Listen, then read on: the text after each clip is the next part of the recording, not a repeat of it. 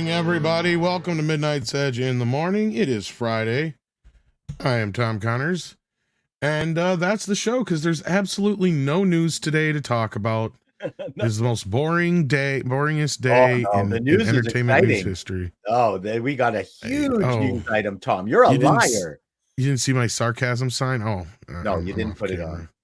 Yeah. Welcome, everybody. Everyone trusts you to be a sage, and when you say something like that, they believe you, Tom. Nobody listens to me, Paul. What did you say? Exactly. That, of course, is Paul Chato, and he's here. Yay. Welcome. How you doing this morning? I'm good.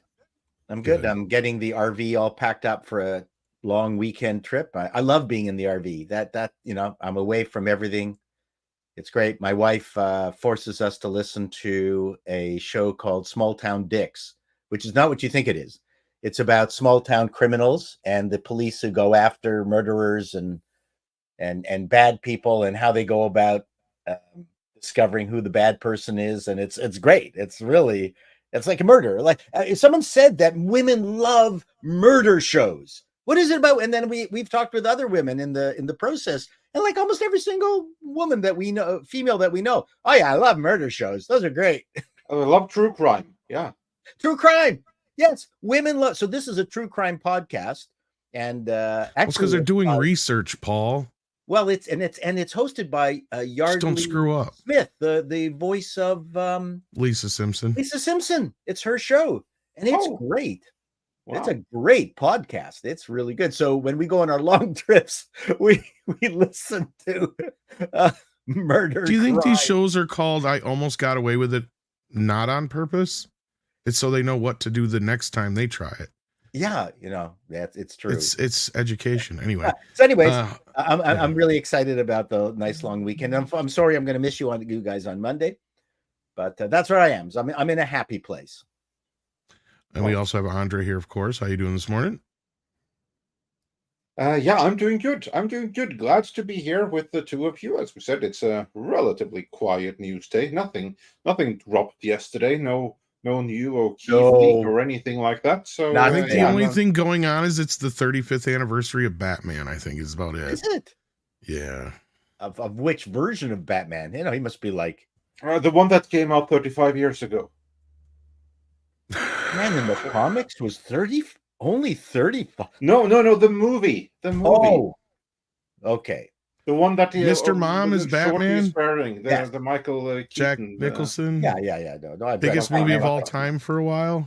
Batman was like is 100 years old or something. It was a blip. No, it's around 80. Okay. Yeah, Batman came out I don't remember the exact date now. The Phantom came out in 1936, and then Superman came shortly after that, and then Batman came after that again. I remember this movie came out for the 50th anniversary, so I believe we're in the 85th anniversary. That sounds about right. So it would have been 1939 that Batman premiered. That sounds about right. I love the movie, but there are two things that bothered me about it. If we're going to talk about it, is that it was the first in a trend where Batman revealed his identity to some babe. Like I went, okay, why are you doing that? And then they just kept repeating that. I hated that. I hated Batman revealing his secret identity. And the other thing too was it was clear that it was done on a sound set because wherever they were driving that badass penis car, it looked like they kept driving around the same place over and over again. Like it was a very tiny set. Anyway, but I love the movie. Leave it to Paul to piss on one of the greatest cinematic films of all time. I'm giving you two facts. I'm giving you shit. I know. But it was shot in London at the same place they do Pinewood. Yeah. Pinewood, yeah. But it was really was a phenomenal movie, and I remember all the controversy around hiring Mr. Mom as Batman. But what a great choice! Yeah, they fixed that by releasing that one PR image of him just standing up right next to the Batmobile. That's the trailer criticism right there. But as a comedian, comedians are really good being Jekyll and Hydes, and people are always astounded at how good comedians are in playing in dramas. right? Jim Carrey, people like that.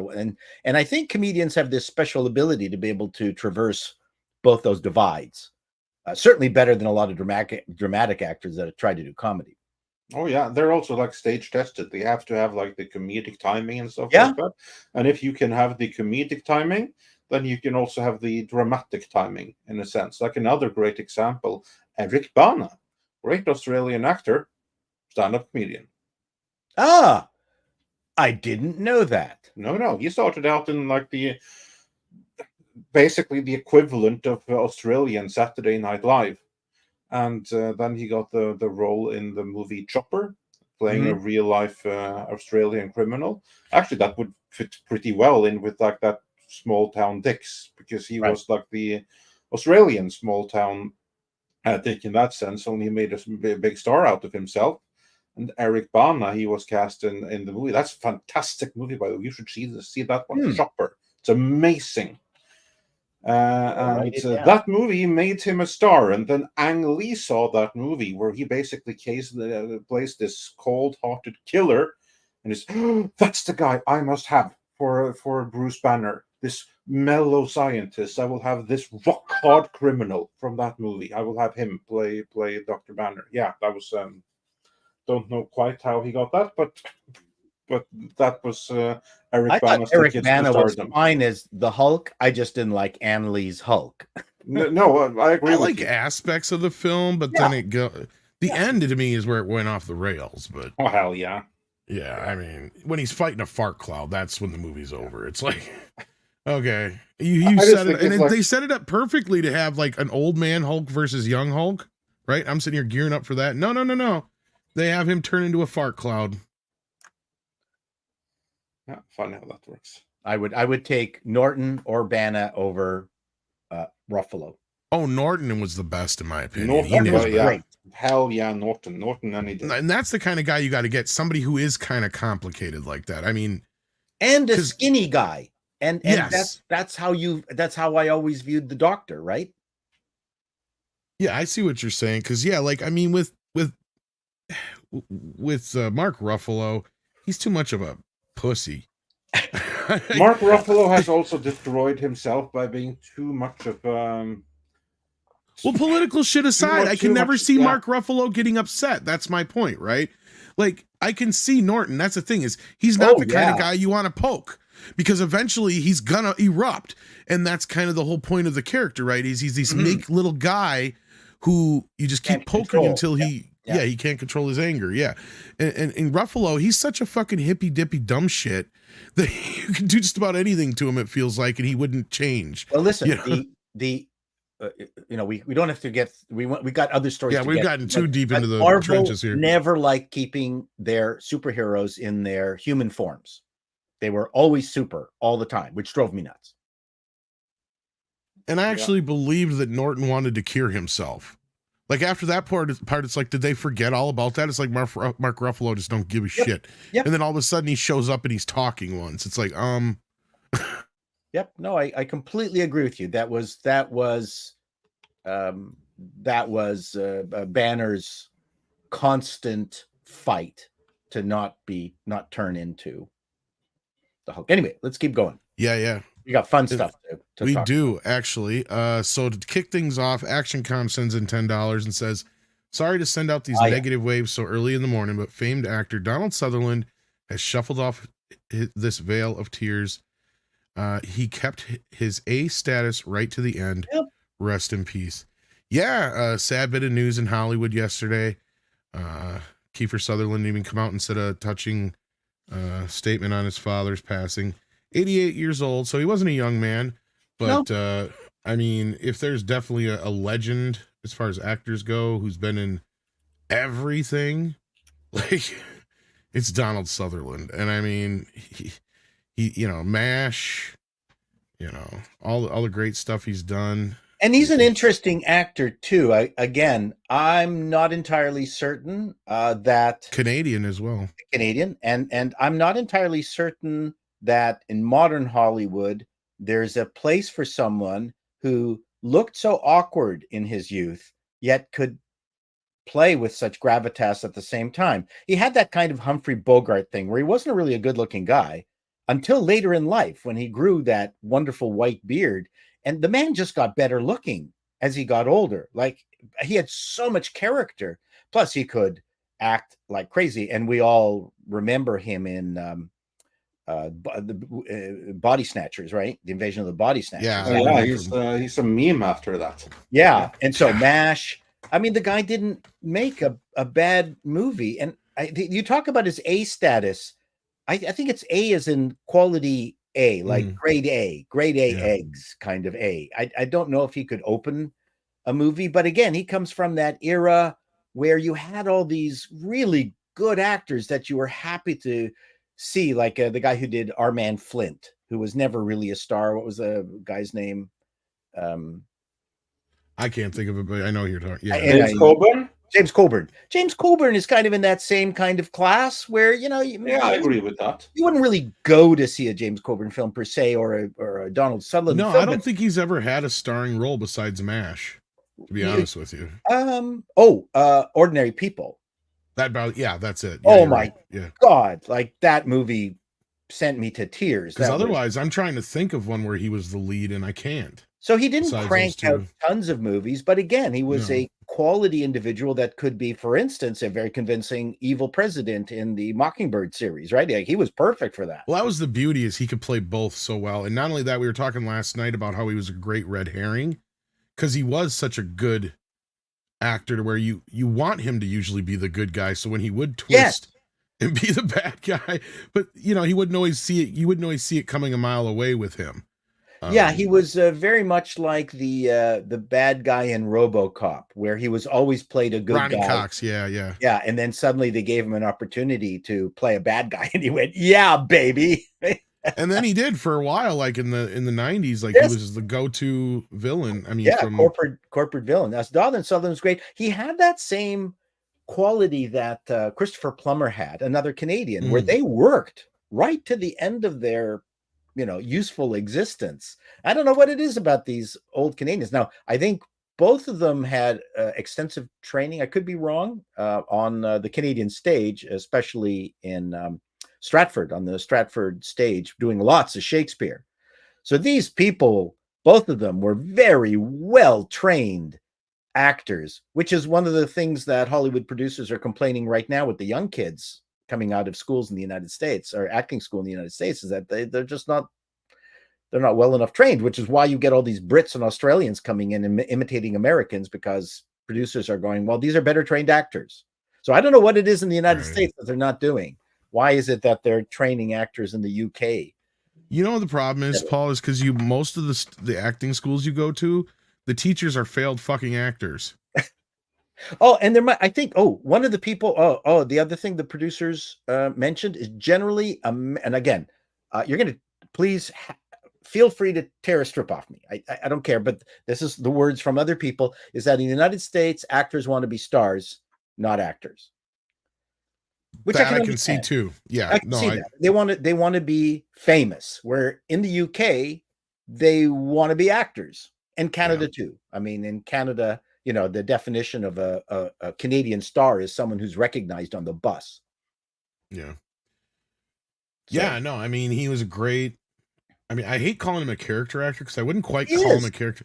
He is a character, but he's his own character, right? He brought a certain element to the film. It wasn't so much you went looking for him because you were looking for a specific type. But I mean, everything from Animal House to Backdraft, Dirty Dozen, of course. Buffy the Vampire Slayer. He's one of the reasons I could never get into the show, because it's like, how do you top that?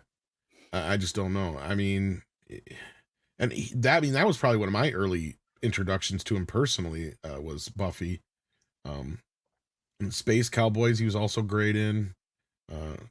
He will be missed. He was a great actor. JFK, he was the Deep Throat guy in JFK. That was one.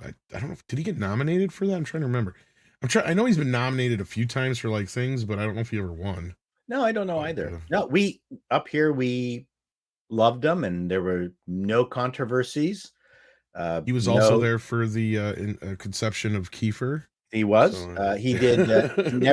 He never danced some kind of weird rap tune dissing the people who don't like his show. He never. Oh yes, that's a good way to get us into our next never did that. So yes, Donald. topic. So long. Join Christopher Plummer in heaven. You guys are well. You can put on some Shakespeare. Do Corleones together. Andre, anything to say about Donald? He will be missed. He was a great actor, and I just was reading on X how Kiefer, how his son is also expressing that his family is blown away by the outpouring of support and sympathies, which only goes to show that although he wasn't a massive star, he didn't have like an A-list career or anything like that. He still had an impact beyond what you would imagine for the roles that he has had. So he left a mark beyond what you would think an actor of his stature has done, would have been able to leave. And I can think of no greater honor for an actor to do. So a life well lived, left loads of fans behind, and an amazing body of work. And may he rest in peace. But he may not have been an political. You never heard anything political. No, not really that I can recall. But one thing about him not being an A-list star, he did produce one that pretty much was an A-list star for at least a while. So there you go. And then we have Packing Protons, who says, so how do you think Mr. Peltz felt this morning? Chances of a hostile takeover rising. I don't know about a hostile takeover, but I'm sure he was giggling his ass off. I'm wondering if the guy who was on the other side of the table still has a job. Well, his LinkedIn account disappeared. Yeah, that guy. If he wasn't fired today, he'll be gone by the end of the fiscal quarter. Yeah. I think he was either fired or because either you're going to fire him as long as you have an NDA, or you're going to keep him close to the chest because you're not going to want him out there, But saying more reason to fire him anyway, because he would have some kind of NDA that he would have to sign just by being employed. So technically, he will basically have, violated that. That's what we were talking about last night was the stuff that he's saying isn't even really, or the stuff that he's saying is the problem, but it's not so much what he's saying. It's the fact that he's breaking whatever contract he signed with Disney to begin with, because you're not supposed to talk about that stuff. If we're getting into this, the stage needs to be set for our audience. Well, give me a second. Wait a little bit. We're not getting into that yet because we have. Let's do a couple of super chats, then we'll get into it. Yeah. And also on that note, he says, Packing Proton says, also, can someone do a wellness check on Mr. Iger? I think he took 3 showers yesterday. I've been hearing water running in his office shower for 24 hours straight. You'll shrivel, Bob. Yeah. Well, the thing that Bob Iger can take great solace in is that the media are still covering up for him, because there has been no mention of O'Keefe's leaks in any of the major trades. Not a word in any of the Hollywood trades, nothing in Bloomberg, nothing in Forbes, all quiet. The only place where this has any kind of traction is on X, where the report has 5 million views. I was hoping it would have much more than that, but hey, it's less than 24 hours. And some outlets are picking it up, like Bounding into Comics, like that Parkplex, like ourselves, like everyone who's kind of active in the cultural sphere. But of the traditional media, nothing. Dead silence. I don't think there has ever been a time where it's so obvious what stories the mainstream press does not cover at all. That itself has now become a story. I mean, the Alex Jones era of baying at the moon about stories that the mainstream press, and I never knew how many things he talked about actually were real or stuff that came out of his fevered mind. I'll just say that on a long enough time scale, more things than you would like have been proven to be accurate. I think, including that they were turning the frogs gay. Yep. The problem is that he peppered it with so much insanity, you really couldn't find or believe what was real or not. Yeah, so basically it was the presentation that was but so I think what's happened is that YouTube has taken over that part of Jones's brain where maybe some analysis and evidence is required before broadcasts are made. And so now we've got Yellowflash and Nerdrotic and Critical Drinker and yourselves and everybody else who are now covering topics that are just ignored completely. Well, we got to talk about some discourse before we get into any of the other stuff here. But Ruby Hoove has gifted a membership. Thank you for that, Ruby Hoove. Robert Montoya says, Chato, your thoughts as a former network exec of O'Keefe recording Disney TV executives? Well, we're going to get into that. Now we can get into it. Well, I think he's just asking what he thinks about the...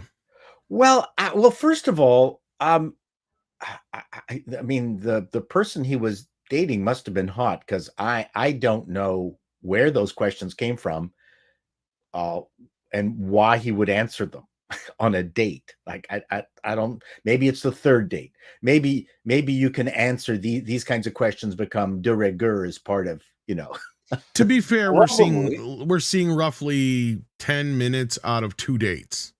So let's put that into perspective. If you take somebody out, you're out for like 2-3 hours. If this is all he really talked about work, that's not bad. Because otherwise I'm sitting here going, he should have known something. The jig was up right away, because ain't no bitch worried that concerned about what you do for work. That's my, yeah. But at the same time, bless you. Script Doctor said, oh no, this is pretty much every lunch and dinner in Hollywood, he said. So, because that's all everybody does is talk about themselves. They do. Or not so much what themselves, but they talk about their job, he said. Yeah. They talk about the projects they're working on. And I can see him trying to use this as a way of impressing these women, in a sense. Yeah. Hey, listen, I know the DEI story. I hope that makes well, I think it was more so he started off bragging about being an executive, right? And then it got to a point where she was asking certain things about what he does, and then it would get, and they probably have a good idea of where to take these conversations to make them naturally run into this kind of stuff. Because notice, both of these women got him on this subject without him thinking. At least 2 different women. That's 2 different women, at least I think, as far as I can tell. It's either 2 different dates or 2 different women. Either way, probably the same. Typically, it's the same woman, 2 different dates. No, I think they said it was 2 times, 2 women he got. All right, that was the joke they were making, was that he's not so popular because these are supposedly the only 2 dates he got or whatever. It's true that, and Script Doctor is right, peddling inside information is kind of a proof of power. Yeah, that's kind of like the thing. That's like the ploy, if you want to talk about his dating strategy, is, hey, look at all of the inside information I have, because then that's she true. I mean, this is in this sense, it's realistic. It only has to go into one line of questioning, something she's seen in the media and stuff. Yeah. And here suddenly this guy, he is in a position where he has all of this special inside knowledge. Here's this big shot Hollywood insider, and he can give the real inside story, at least a peek of it. And much of this stuff is really not that salacious. I mean, this is standard corporate stuff in the corporate world right now. Oh, but Disney is going to get sued over this. Well, there's a lot of it. And here's where Scribelight was talking last night. He's a guy on our Midnight's Edge After Dark panel. Check his channel out. He does a lot of these TED Talks where he'll go through them. And he's like, all this stuff that he's saying, this is nothing new in the corporate world. He's like, this is all stuff I hear every week on the TED Talk stuff. Yeah. So this is not just Disney. And I think that's what's going to start waking people up. It's just the fact that Disney is such a high profile company. And the fact that they're getting away with this shit. And it's flat out illegal. Right, they're the discriminatory practices that are going on here. This guy is basically confirming that we've been reporting for years, and Film Thread has been reporting, and Pro and all those guys, all of us. Like this, it is exactly what it is. And now I guess what Robert's asking here, though, is what's the word I'm looking for? The ethics, I think, is what he's questioning here about O'Keefe's recording. Now, I mean, I guess that's up for grabs. O'Keefe is talking about this in a public setting with another person that he perceives to be on a date with. I guess you could argue there's a little bit of entrapment going on here, but at the same time, if he's smart, he shouldn't be talking about this shit on a date. I can see Script's point is that this kind of inside baseball stuff is hot. Yeah. And I've heard people reveal stuff that they shouldn't have just because, they think, hey, you know what? This is going to be proof that I know the inside stuff here.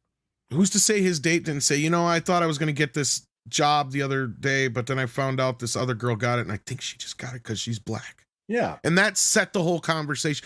They probably know ways of setting these things up to kind of get them to their topics, I'm sure. Well, I'm sure it wasn't hard.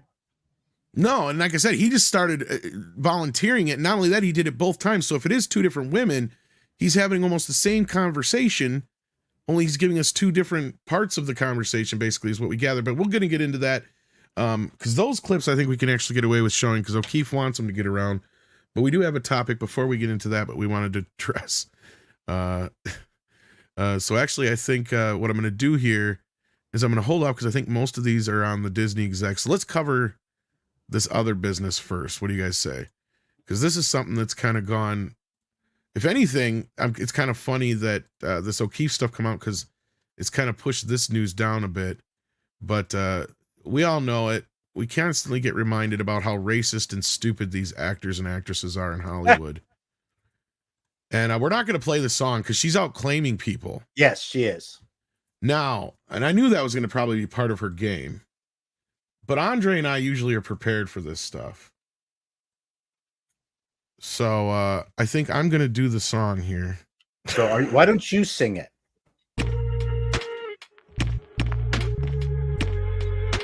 Let me make it sound better.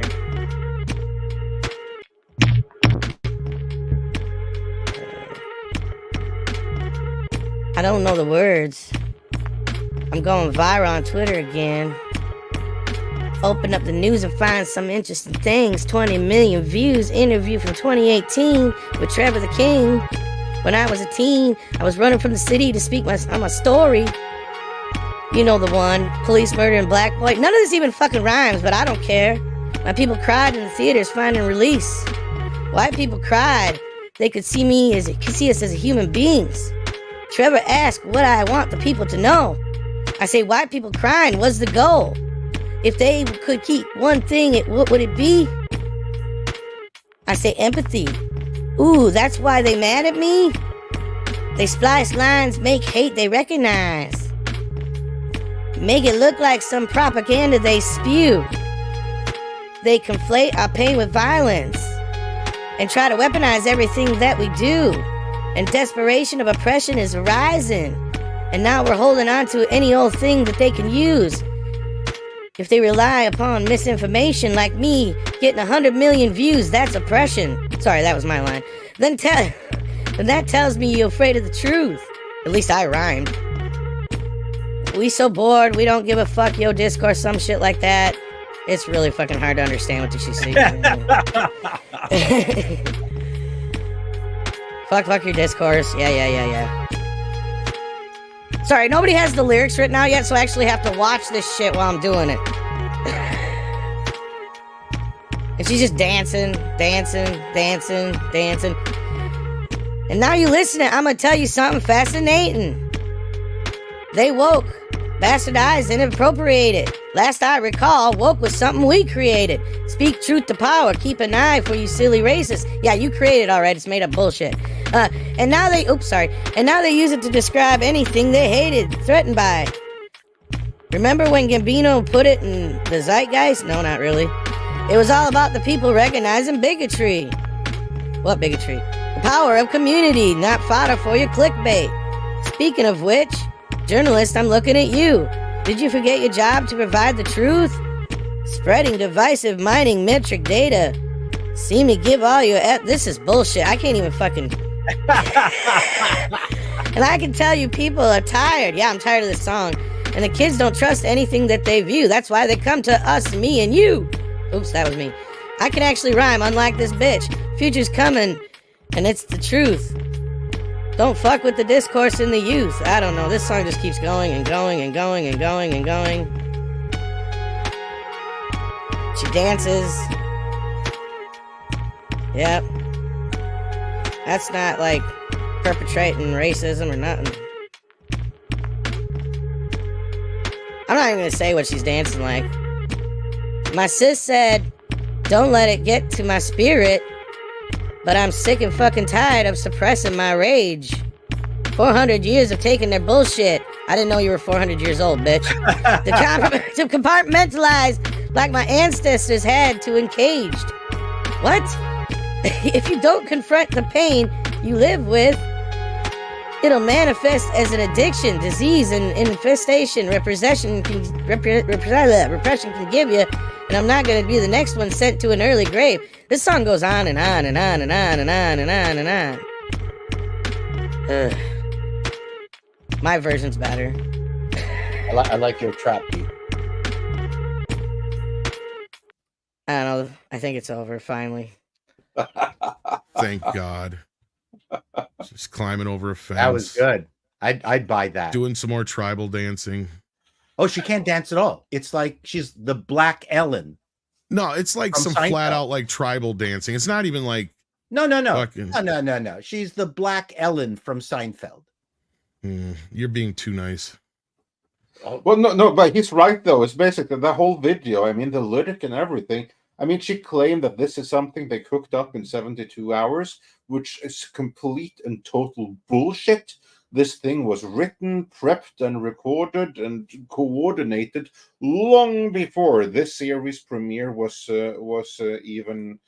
Before the premiere of the show even happened. It was planned to drop right now because they were planning. Remember, this is the standard playbook. They were planning on getting all of this Ross assist feedback and complaints that never freaking came, and then they release it anyway. She goes on about all of this intolerable racism that they haven't been subjected to.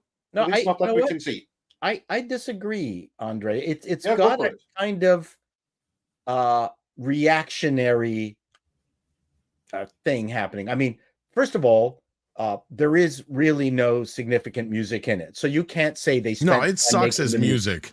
In fact, I'm not kidding when I said mine was better. It is one note through the whole thing. Yeah. So my point is, with all the connections that she has, because she's a brilliant actress, and with her music connections, and her brilliant song stylings, I'm sure she's got sycophants out there with a drum machine and a copy of Pro Tools that easily could have done this. This really does feel reactionary compared to some of the other stuff, Andre. And it's so bad. The lyrics are so bad. The music is so bad. That's why I'm saying that I think, this song was put together ad hoc very quickly. I could have done so much better had I actually had the lyrics in front of me. The problem is I had to sit here and wait for the shit to pop up on screen. Oh, I see what you mean. And listen, it sounded funny, and I don't think we needed to inflict the audience with her entire song anyway. No, but yeah. Anyway, that's my thought. I hear where you're coming from, though, but I don't see anything too reactionary in it. The only thing I see here is we are planning for Ross assist feedback, and we are planning on this and that happening, and we're gonna. I mean, really, the only thing was that viral clip. So yeah, maybe that's reactionary. So I will grant you that. So here's another reason why I think it's fresh, is that she has got such a massive ego that I could conceive that during the filming of the series and its subsequent release, she thought that she helped create Citizen Kane. And at no time, I don't think it crossed her mind that it would be so disliked and so dissed by the audience in general. it would. I don't see it. I mean, based on what very little I've seen of hers, it just seems to me her personality would be, that this is going to be fantastic. And now she's so shocked at the negative outpouring that this song is her reaction. I think it's she manufactured. Loves that It's manufactured because what Disney does is set them up for this shit. I don't think Disney did this. I think this was her. I absolutely know they did this, Paul. Look, I agree with you that this is reactionary, but don't think that this wasn't all part of the plan from the start. This is just like what they did to the chick from Obi-Wan Kenobi. That felt planned. No, this is the same. Well, no, let me finish here. They set her up with the expectation that you're gonna get inundated with a bunch of bullshit from a bunch of fans, and it's all gonna be racist nonsense. And we heard. Here's the problem: you're gonna get discourse no matter what. Why? Because it's fucking Star Wars. That's why, not because it's fucking racist. They're the ones who are slapping the racist label on it. Now, at the same time, she said, "Well, I'm gonna do this fucking song," and of course, they said, "Go for it, do it." Because that is exactly what we want, because this is exactly the narrative we want to spin. And they did this all at the same time. This is the fucking playbook over and over and over again, Paul. We can almost start predicting this shit at this point. Well, like the fact that she did it in song, I think is actually more hilarious than anything. Can I just chime in one thing here? Because I agree with Tom on this one. The only thing I will say, I think that it's not her personally. I think it's her management and her representation, which are like, okay, here at Disney, we're going to work with you on this thing right here. Because obviously this series is not going to make Amandla Stenberg a huge star. They want her representation wants her to be a huge star beyond this series. Now, how can you do that in this day and age? Well, you use this series to propel her into a social media star, get her a massive following on Instagram and on TikTok and stuff like that, which is going to give future roles. And how do you do that? Well, of course, by monetizing her level of victimhood. I am being subjected to Rossism. Now hear me roar and listen to my beat. And everyone being like, yeah, you go girl and everything. I mean, this is just cynical commercialism at its worst. Exploiting people's feelings. And her audience is loving this. Exactly. She is a bigger star now because of this.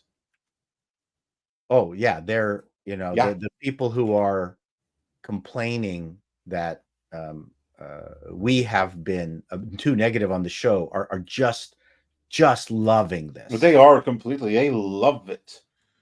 Without even understanding that it's a complete misrepresentation as usual, but that's fine. I don't care. At this point, they're going to believe what they want to believe. The thing that I find hilariously hypocritical about this is if,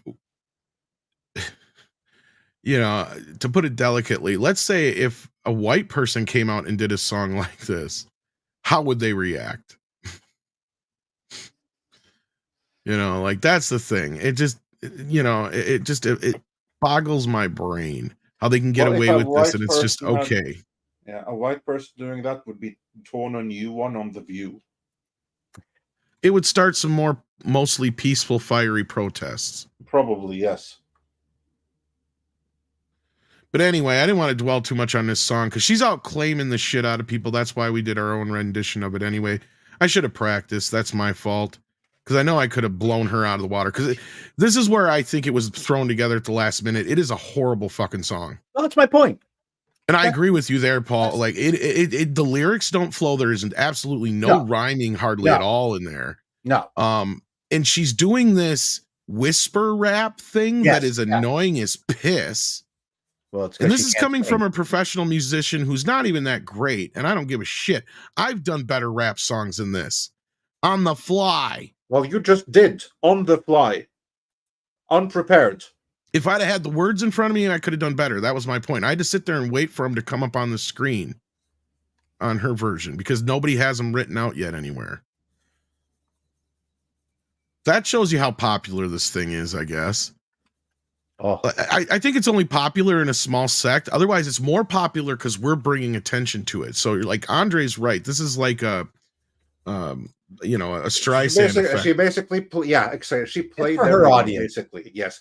Because this is expanding her audience and making all of the Hollywood types and all of those who buy into the fans are so racist. They are now her fans, and they now see her as a role model and a new champion to be pushed forward, because now she's no longer the star of a shitty series. She is now also social activist or social media activist.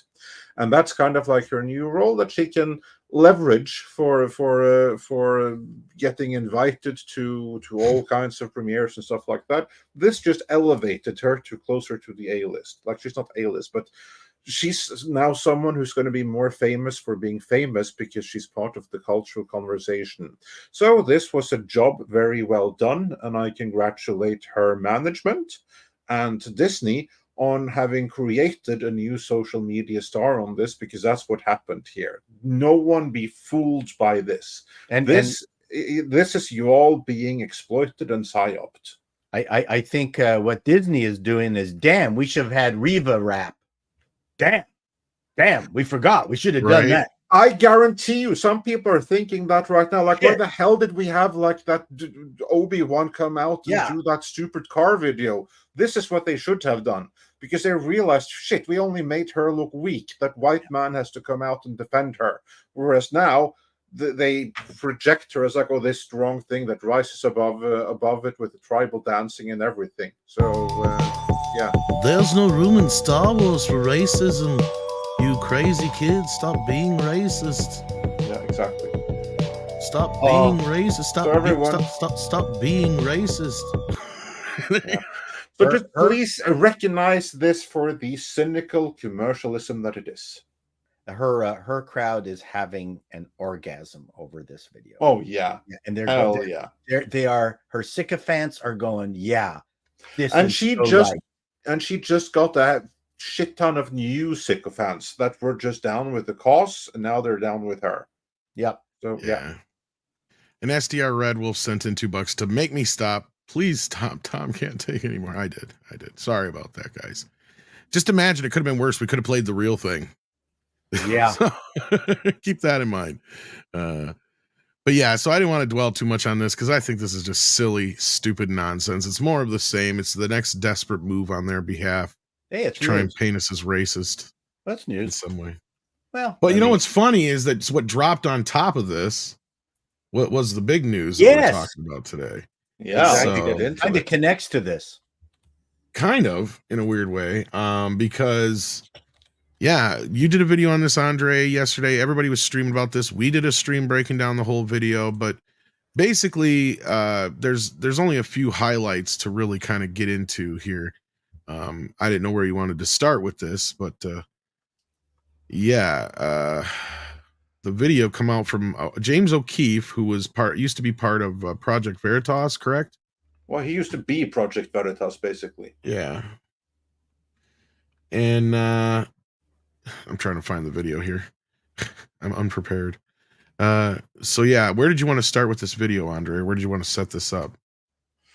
Well, we can begin by just saying that it's very, very funny when that she comes out and talks about how discriminated she is against when she's the star of a $200 million series on Disney Plus, at the same backdrop as lawyers on dates complaining that their careers are being sidelined because they're not black enough, and Disney has penchant for not even hiring mixed people because they don't present as black enough. So that doesn't really jive all that well with her message, does it? No, it's kind of counter, isn't it? Yeah. But then that doesn't play into victimhood. Exactly. And there's like brownie points in victimhood. And that's like Amandla's whole thing, like is capitalize on her perceived level of victim. Of course, she's not a victim. She's not a victim at all.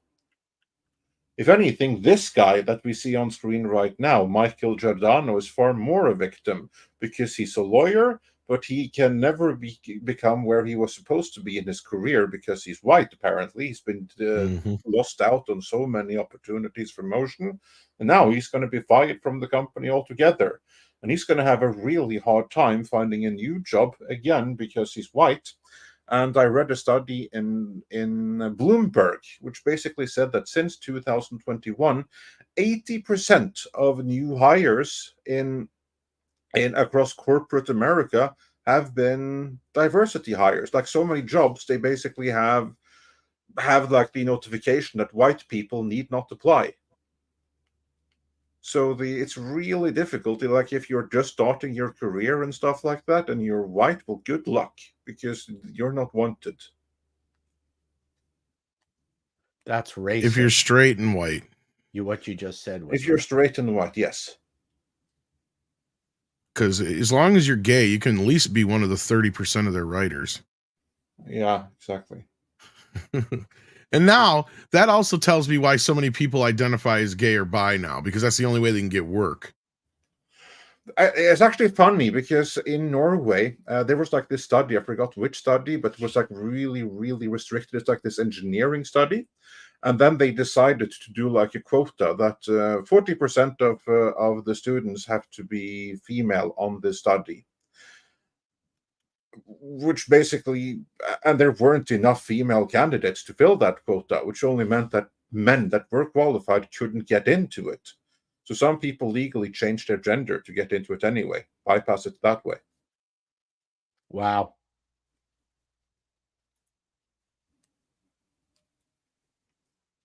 So yeah, but let's play. So, yeah. Certainly, there have been times where, there's no way we're hungry. Oh, wait, no. Just kind of unspoken. There are times when it's spoken, but How would they say it? there's no way we're hungry. What no, it's They say Like straight to you, or okay? They'd be very careful how they message that to agents. According to these videos. So yeah, so right off the bat, that's just kind of the intro to this thing. Like I said, I didn't know where you wanted to kind of go with this, but that's kind of the overall arcing story that we're being told here is that, yeah, basically, if you're white and male, don't bother trying to work for Disney, which is no surprise to us. We've been saying that for a while, but what this is confirmation. Yeah. Yeah, because this is something that cannot be emphasized enough. We've been reporting on this for years now. Film Threat are the ones that really were trailblazers, and they broke more salacious stuff than this. So the only thing that's really new here is that it's on camera. This is on camera expose with a named source. And that's really the only thing new here. And this is the kind of the thing that I think more people need to be aware of, because if it was the other way around, it would have been like the George Floyd demonstrations all over again, and rightfully so. But when it goes this way, it's perfectly fine. No one cares. And part of that is because there's no coverage around it. And also, again, just look at the press. Deafening silence in the mainstream media. Oh, this yeah. isn't picked up anywhere. No one writes about this. This isn't in Deadline Hollywood. This isn't in the Hollywood Reporter. This isn't in Forbes. This isn't in Bloomberg. This isn't on MSNBC. None of them will touch this. And also, I've seen some people say, "Oh, this is unethical. It's hidden camera."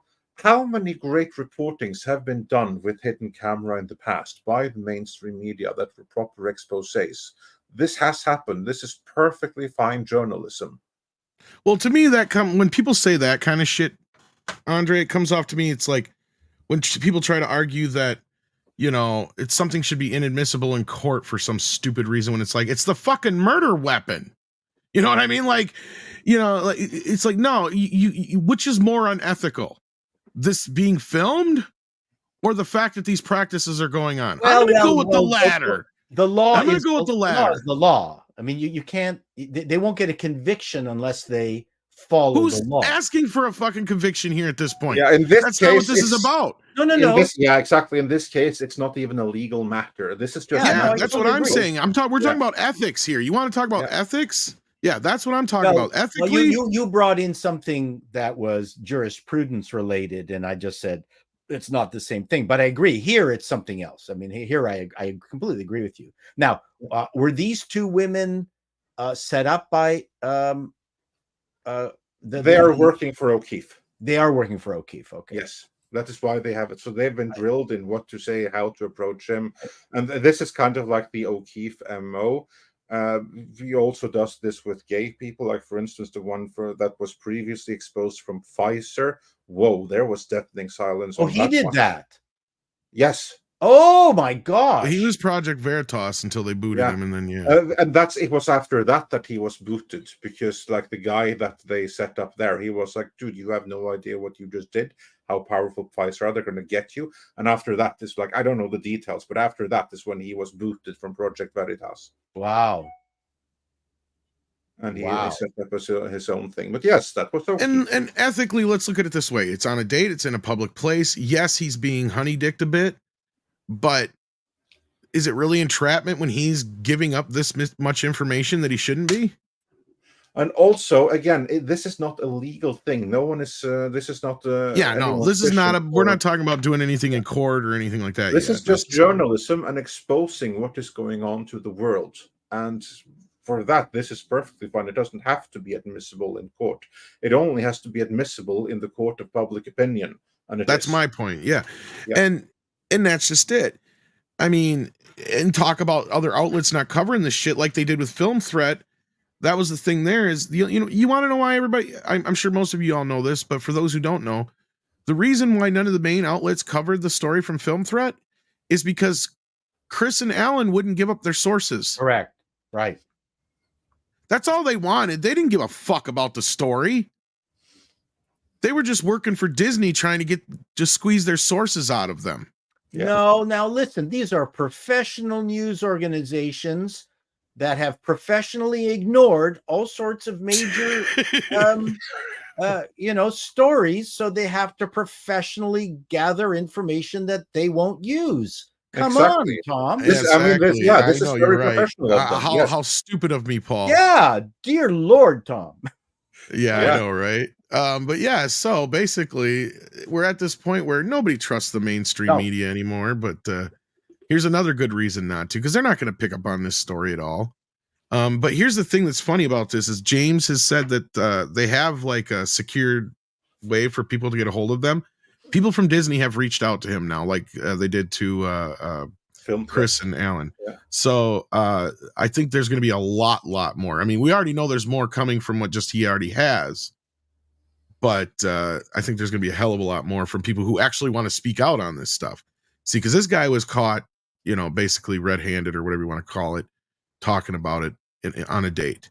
These other people are reaching out because they actually want to talk about this stuff.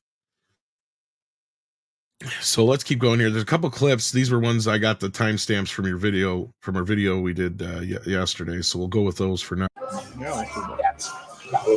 They even passed over a qualified half-black person for a promotion because they didn't look black enough. We wanted to hire somebody in the department a few years ago now, who was half-black, but didn't appear half-black. And there was a creative executive who was like, "We're not that's not what's going on." They wanted somebody in meetings who would appear a certain way, and he wasn't gonna bring that to the meeting. I mean, it kind of feels like we're, at some point there's going to be a lawsuit. That's kind of how it feels, just because of, And that is a lawyer talking. So how does Disney explain pushing these discriminatory practices? They use code words and buzzwords. I'm guessing that there is a acceptable code words and buzzwords that are used to explain what they're looking for. They might say something like, look, we're not looking at the usual suspects for this job. So it's not a legally actionable thing. But everybody knows what it means. They, for writers and actors, we hear all the time, looking to hire writers and actors who bring diversity. I'm not looking to bring on any more clients who are white. All right. So yeah. So basically, quarter black Garrett, for instance, isn't black enough for Disney. Right. We were saying last night he should make a shirt that says that I'm not black enough for Disney. Well, and I mean, I hate to say it, but I think very early on in my career with Midnight's Edge, I brought up the point that DEI Hollywood the diversity part is not diverse. and only is representative possibly 2, maybe 2.5 groups, and has nothing to do with ethnicity and only race. So this is the bullshit of DEI in Hollywood, right? I mean, the D really only represents mainly one other group in Hollywood who actually has lobbying power. You have to have lobbying power to be part of the diverse quotient. You're not going to be hired because you're Icelandic and different. No, you're dumped into white, even though you are a completely different ethnicity. That doesn't count. There is no Icelandic lobby group big enough or of any size in Hollywood. This is the bullshit of DEI. Yeah. And he's flat out saying, like, I love the buzzword thing, because let's start there. Okay. So not only does he explain that there's buzzwords, but he also says that, you know, they only use those buzzwords when they're talking to outside people. Right. And this is a fucking lawyer saying this shit. So basically he would be one of the people that would be telling Disney, oh, you can't say that to them. Right. Like, you can say this, but you can't say that. So that's his job probably. And his job is actually to facilitate contracts and stuff, but he's privy to this information because he's in the room or whatever we'll say, it seems to be. But yeah, the other thing that struck me was interesting was that the other guy who wasn't black enough to get that promotion, who does probably have some legal grounds to sue if he can find some other proof besides this tape, because it probably wouldn't be admissible because of the California laws. But that being said, I mean, right there, he's telling you they didn't care about his qualifications. They just wanted somebody who looked black enough to be in the room for the look of the room. That was the whole reason for it. The woman that actually Disney got rid of as the head of DEI and HR has a horrific reputation for her discriminatory practices. And they hired another individual. I haven't heard. Yeah, they hired another one just like her. Yeah, in every way. But she had a horrific record. She comes up in this conversation as well, but the original woman. Yes. Yeah. But anyway, we'll get Welcome into this to here. Disney Tapes. My name is James O'Keefe, standing here in Burbank, California, outside Disney corporate headquarters. This is our first part in a series about blatant discrimination and woke policies at the Walt Disney Company. To say that the Disney Company has had a tumultuous 5 years, well, that would be an understatement. Major box office flops, a losing battle with the state of Florida, and a stock that is one of the worst performers on Wall Street. And as you'll probably conclude from this report, as well as recent shareholder rumblings, almost all of Disney's recent failings are as a result of Bob Iger and the his editorializing, so we're going to jump ahead. I'm very happy about him calling out Bob Iger, though. Me too, but way too much. But we do the same thing. So let's just get ahead into the meat here. Somewhere around here. I would say a relatively large percentage of our top writer creators happen to be there, and a lot of just by happenstance. I mean, like, just like if you say whatever, I don't know, whatever 10 or 15% of the population is there, I would guess this is how you know he's in LA. 30 and 35% of the top writers, gay, and so I think a lot of them lean into trans stories more than the average straight writer would. Wait a minute. What the fuck does being gay have anything to do with to writing trans story? Like, I don't get where he jumps to that. Like, well, probably he means that as a shorthand for LGBTQIA. He has to, because I'm trying to go like, wait a minute. Because I mean, a writer who is gay typically does not write more gay stuff. Then you have the activists. So I think what he actually means here, he just uses gay as a shorthand for LGBTQIAP+ activists. And they have a lot of activists that have actively been hired, even among their writers. This is one of the things that Film Threat exposed as well, that many of these new animators that they hired that didn't work out because they simply weren't qualified. Since they only were hired for the diversity. Once it was established they actually couldn't animate, they were kicked up to do stories instead. Now they became writers. Then they were unskilled storytellers, but they were activists. And that's kind of like why they're in the company to begin with. And of course, many of these people, they're going to lean into trans stories. So I see what he's coming from here. Just keep in mind that he only uses gay as a shorthand for the entire alphabet community, and then it makes sense. So the challenge we have here compared to the criminality of Enron, if you remember it, is that these people, it's not about greed, it's a crusade. They believe, even in the midst of massive financial failure, they are in the right. They're basically ISIS. And this is what we're up against. This is not, if it was just simply financial malfeasance, this would have been over a long time ago. It's not. This is a religious crusade. Correct. You're up against a cult. You're up against a cult that wants to completely throw over society and replace it with their ideal society. Well, and what this also reminds me of is, you made the joke, Andre, that he thinks, 10% or 15% of the population is gay because he lives in LA. And I agree with you wholeheartedly. That's 50. That'd be 50. Even closer, probably. But yeah, like this just reminds me of the whole thing with Netflix. Remember, I think it was their LGBTQ diversity officer, whoever it was that was in that report, saying, we've got 10% of our entertainment now on Netflix has LGBTQ representation. But that's not enough. We need to double that within the next few years. Right. And it's like, you've already doubled the amount of representation that actually exists in the world. Like, you're getting to the point where you're going to bro yourself into this situation where you're not going to have enough people to watch this stuff. Because the other side of it too. Go ahead, Andre. You have this problem already because when you read all of these diversity statements, they talk about this and this needs to go to underrepresented groups.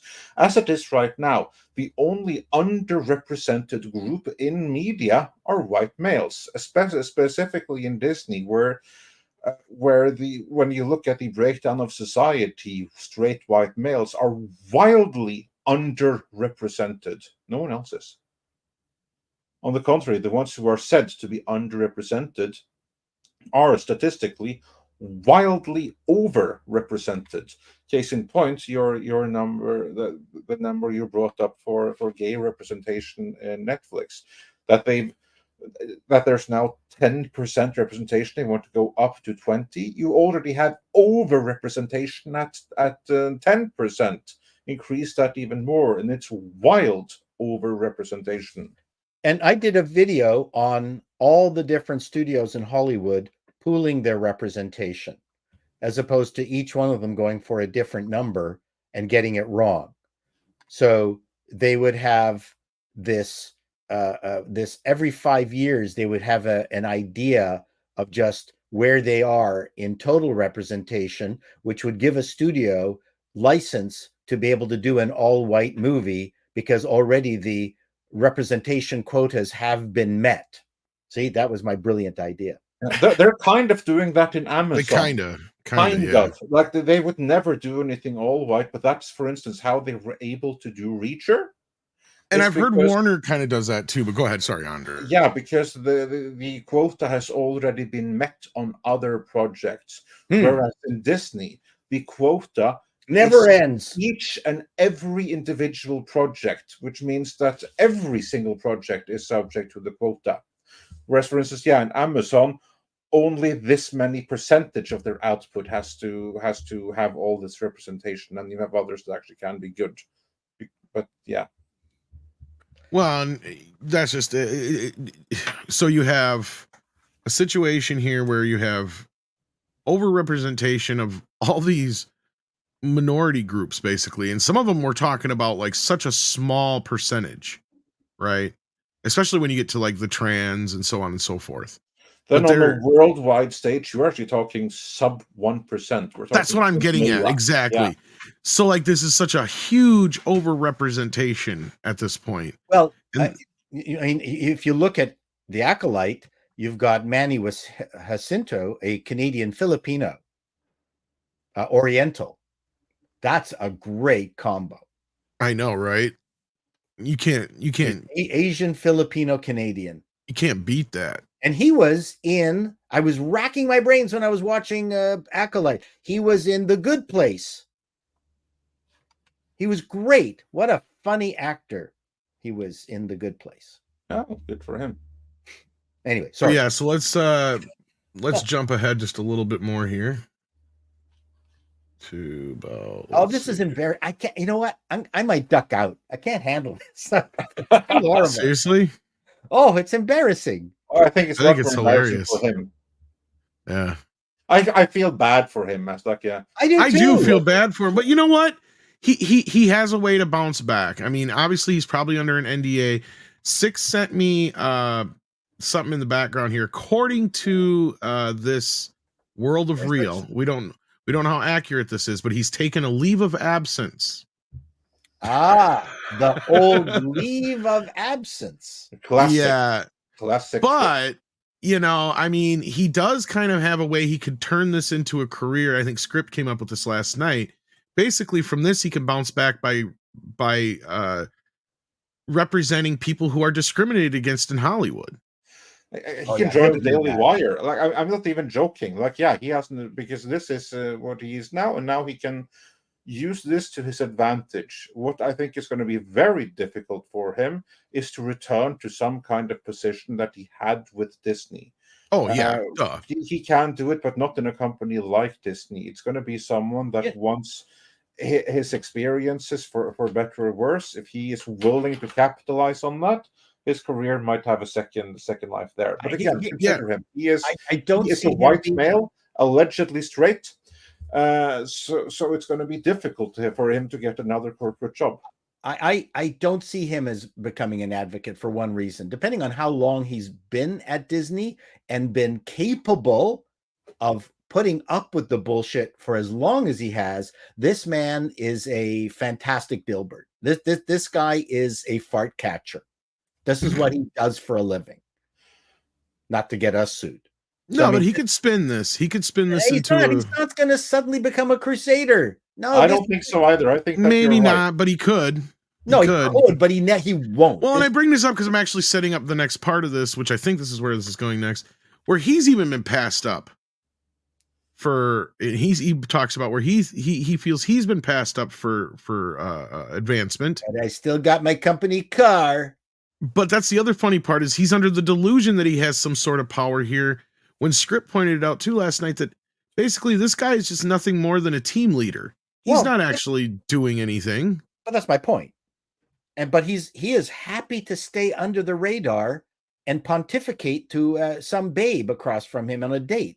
Like, well, my point too, Paul, is I think he's feeling a little frustrated. That's why he's expressing some of these things. That was my point. Yeah, maybe, but I wouldn't even put him in the category of Cohen. Who is it who split from Trump? What was the lawyer who? I think it was Cohen. Yeah, who was Trump's fart catcher, and then suddenly he decided to get some balls.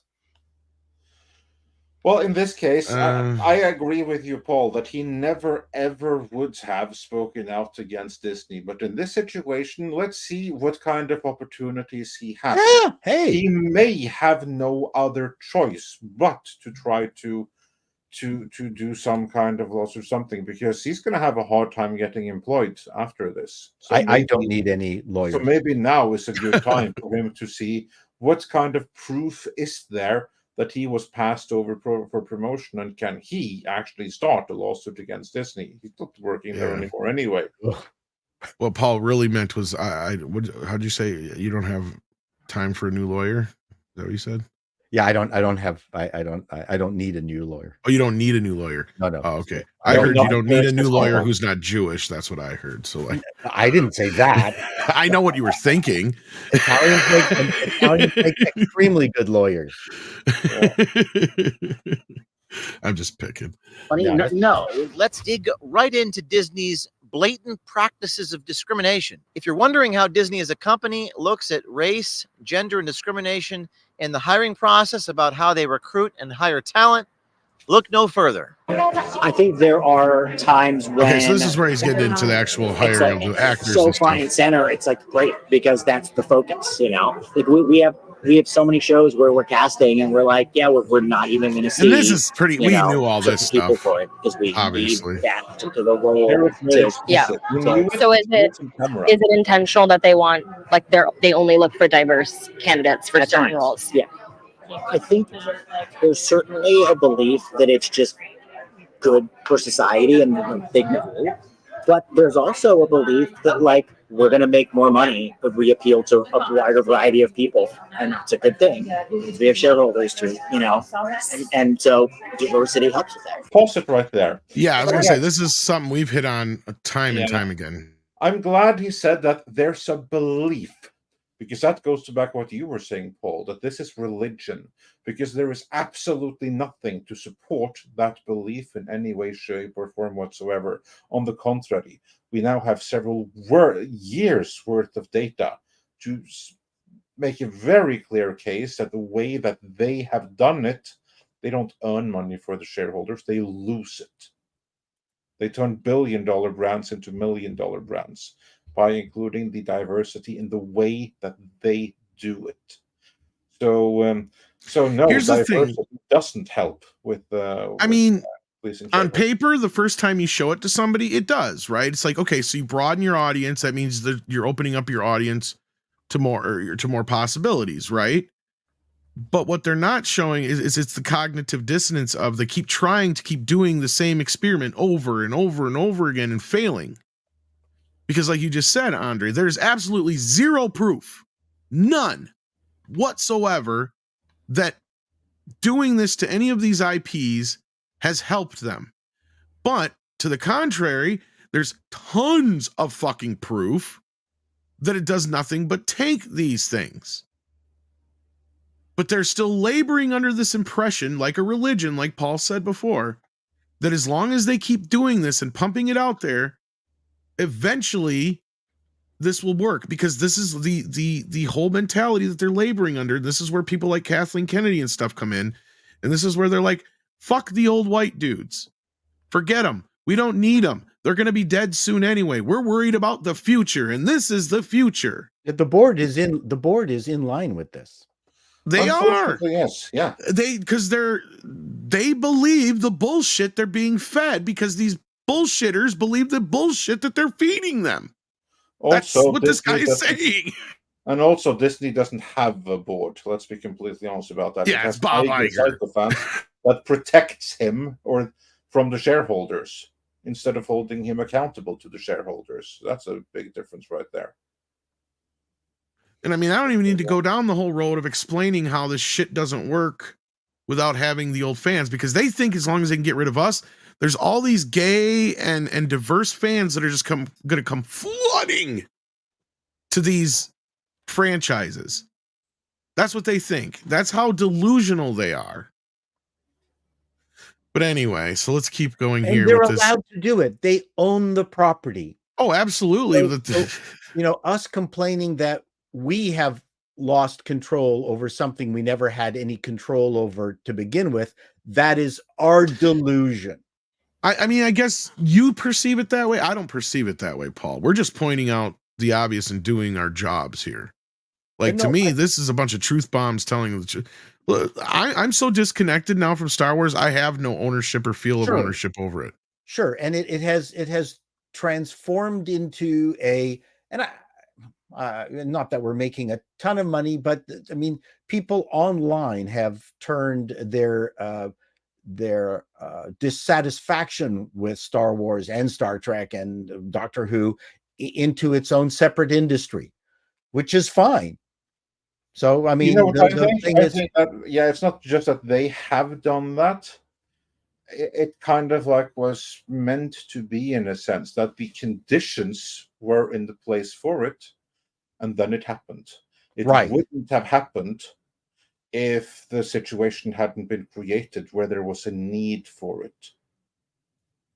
Right. Yes. Kind of like how And they have inadvertently created a parallel industry.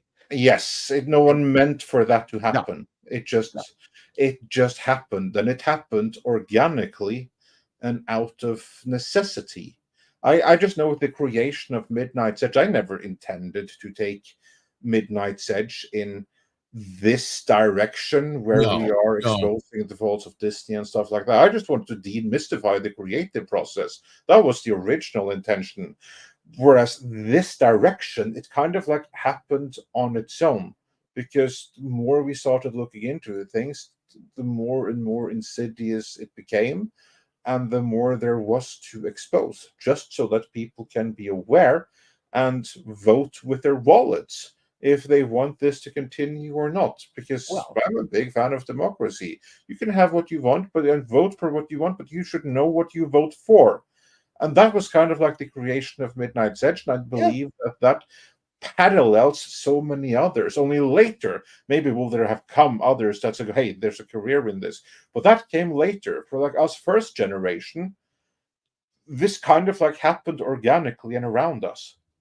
Oh, I completely agree. I mean, I had a tech channel on YouTube for 5-6 years, and then one day I just sort of blew up and got mad at this whole notion that the people on the left who did not invent the 3D technology that the nerds did, the nerds and geeks, did not invent the original characters, which the nerds and geeks did not put the initial money into the fandom, which the nerds and geeks did to nurture the what eventually became a multi-billion-dollar industry. Suddenly, these people from nowhere with no interest in technology, in the original IP, interested in our own personal passion, suddenly decide to steal all this stuff from us. And that became a video. And that was what put me on your radar, I think, and everyone else's radar in the fandom. And then that's how Call Me Chato started. And I've been doing it ever since. But so I'm in the same boat. I went crazy over just these usurpers taking everything that we had built. Not we had built. No, but you're 100% right, Paul, and that's what brought me to this place too. Right. And I agree with you. Like, there was aggravation. There was some things at first where I felt like something was being taken away from me. I'm not going to lie to you about that. But what I started in this, I was just doing Blu-ray reviews and stuff like that, and I wasn't even really getting into the nitty-gritty of shit. It wasn't until Ghostbusters and a few things, and even that, I was like just sitting on and waiting and see. I wasn't even part of Midnight's Edge yet, but I was in the group and I was watching the videos and stuff like that. And it wasn't until we started getting bombarded with this, oh, you just don't like it because you're misogynistic and you're racist. It's like, wait, time out, hold up, what the fuck? Where did this come from? Right? Because that's where all of a sudden I'm going, whoa. And I started noticing the same thing with certain Star Wars things, because I didn't hate The Force Awakens and I didn't hate anything about it. But what I noticed is some of my friends who just weren't on board with it, which I understood, it just wasn't their cup of tea. And their main gripe was, it was just Star Wars all over again with a chick. And I'm like, I get it, but there's a lot of people coming after people that were my friends and stuff. I'm like, wait a minute here. This ain't right. And that's kind of what got me into this whole thing. And really, it was like, what are we doing here? Why are we allowing this stuff to happen to our passion, our things, like you were just saying, Paul? Because I didn't feel ownership necessarily, but you're right. They were ours in a sense that, wait a minute, this was our nerd stuff and you just came in and took over. Yeah. And just, we turned it into a multi-billion-dollar industry with our support. And then you assholes decided that you were insulted by who we were, our interests, and decided, they're going to do something better for us on our behalf. The first time I felt that way was Into Darkness, Star Trek Into Darkness. Yeah, that was kind of an early point of this where I'm just sitting here going, wait a minute here, because 09 I was okay with for the most part. But I'm watching Into Darkness, and by the time we get to that stupid twist that he lied to us about, I felt everything you just said here a little bit ago about, you don't care about this stuff. You just came in and appropriated it. You're not a fan. No, correct. And I don't mean that as just one person. JJ's obviously the main culprit, but I mean, there's tons of people that were involved in that, Paramount included. And then it extended to where we're at now. Here we are. Because actually, I think it's literally 10 years from Star Trek 2014 is when Into Darkness came out. We are now 10 years away. And you know, just going back to The Force Awakens, I suspected, I mean, apart from the fact that, while I was sitting through it, I went, wow, this is just a reskinning of A New Hope. Apart from that, there was a very telltale clue for a certain segment of the audience, which I continue to be a part of, is that through all of George Lucas's 6 movies, there was always a segment where there would be added footage, let's call it, where we learned more about how the technology was used to create those movies. And they started off with practical effects, cameras on, flying cameras and all that stuff. So there was always a group of us that were nerding out on how these movies were made. And as ILM came on board and their technology improved and suddenly it flipped over to 3D, Lucas always provided these ancillary products around how this was made and the 3D. And I was into 3D. I was doing modeling. I was doing gaming. I was part of the 3D community. And that was always part of the first 6 movies. We always knew what renderers they used and how many servers were required to do any particular scene. And then Force Awakens, bang, nothing. No geek porn. Gear porn, none, or geek porn, whatever you want to call it. Not That's both, when I you're knew right. something was different. All he did was reskin it all, you're we right. knew how they did the movies because they were interested in telling us. Force Awakens, no. J.J. Abrams has no interest in 3D technology, and that's when I suspected the wheels had fallen off the car. No, I agree with you, Paul. And that's what you just said was the problem some of my friends that I came to the defense of were saying. It's like, I like the movie. I have no problems with it. That's fine. Like the movie. But I see what they're saying. Yes. All we got is X-Wings that are reskinned black. All we got is a Death Star that's bigger. It's like, yes, it's the same fucking movie. The only thing that's smaller was Darth Vader. And skinnier. Yeah, scrawny little Vader, basically. Scrawny Vader, yes. But yeah. So that's when I knew that they had no interest in the actual zeitgeist of the movie that was more than just the movie. They didn't understand that the movie was learning how the editing system was updated, right. And even how Jar Jar Binks was done. I mean, I didn't mind Jar Jar Binks. And how was he rendered? And how did they do it? As a concept, he's fine, but I didn't like the execution. No, I know. But I think he got way more abuse than he needed to. But on that note, just because anyway, sorry. This is on the grumble side of things, since the green machine or whatever you want to call it, because YouTube doesn't like that word. Tickle Trunk says, you're totally right, Paul. And the reason all these pundit channels come up and speak against wokeness is because nerds aren't afraid to be called names. Yeah. It's been happening in our lives for years. Our entire lives. We have always, I was part of the AV club at school. And that must have been hard. It was hard. At least you had an AV club. I was the AV club. Hey, listen, let me tell you, the kids loved the AV club guys. Let me tell you. I'm not kidding. Like, I was the only member of the AV club because we didn't have one. Like, I was the guy that wasn't any interest in any of that stuff. Yeah, I know.